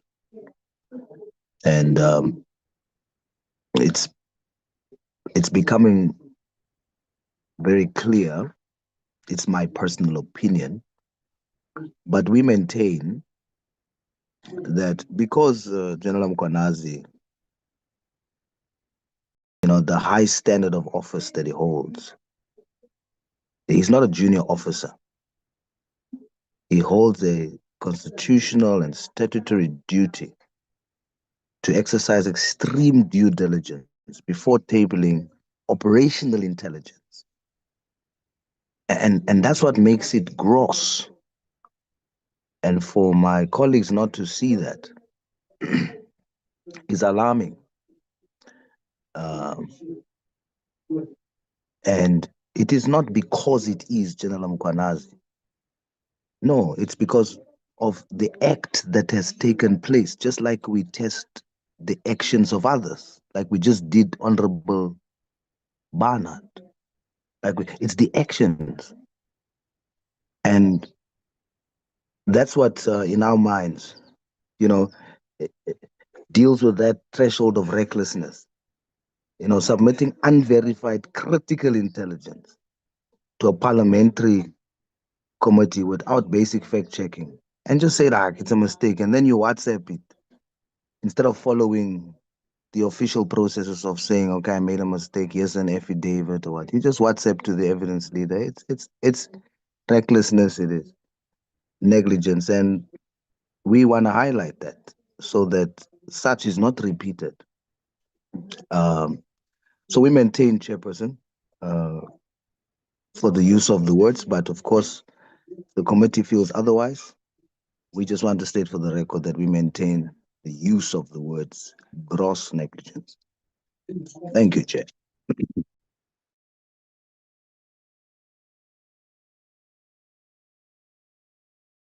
Thank you so much, Honorable Souls. The paragraph will go into the records with the reformulation that has been supported by the members.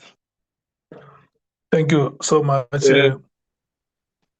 Chair, before I leave, can you allow me? I just wanted to say to you, the meeting, but it's okay, Chair. I heard you that the admin will rewrite the paragraph itself. In fact, it's for the first time I'm seeing some word cross in all what we have deliberated ever since we started. But thank you, Chair. Can you release me? Yeah, before I release you, I want to check with Bonani if he has a proposed date for the next meeting.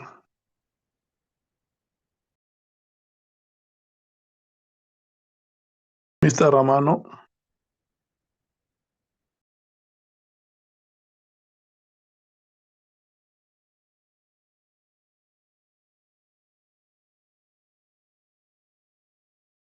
Okay, we will check the appropriate date and check with the members, and the date should be communicated by tomorrow. Thank you so much, honorable members. The meeting is urgent. You must invite Honorable Adams. We are shorting with one member.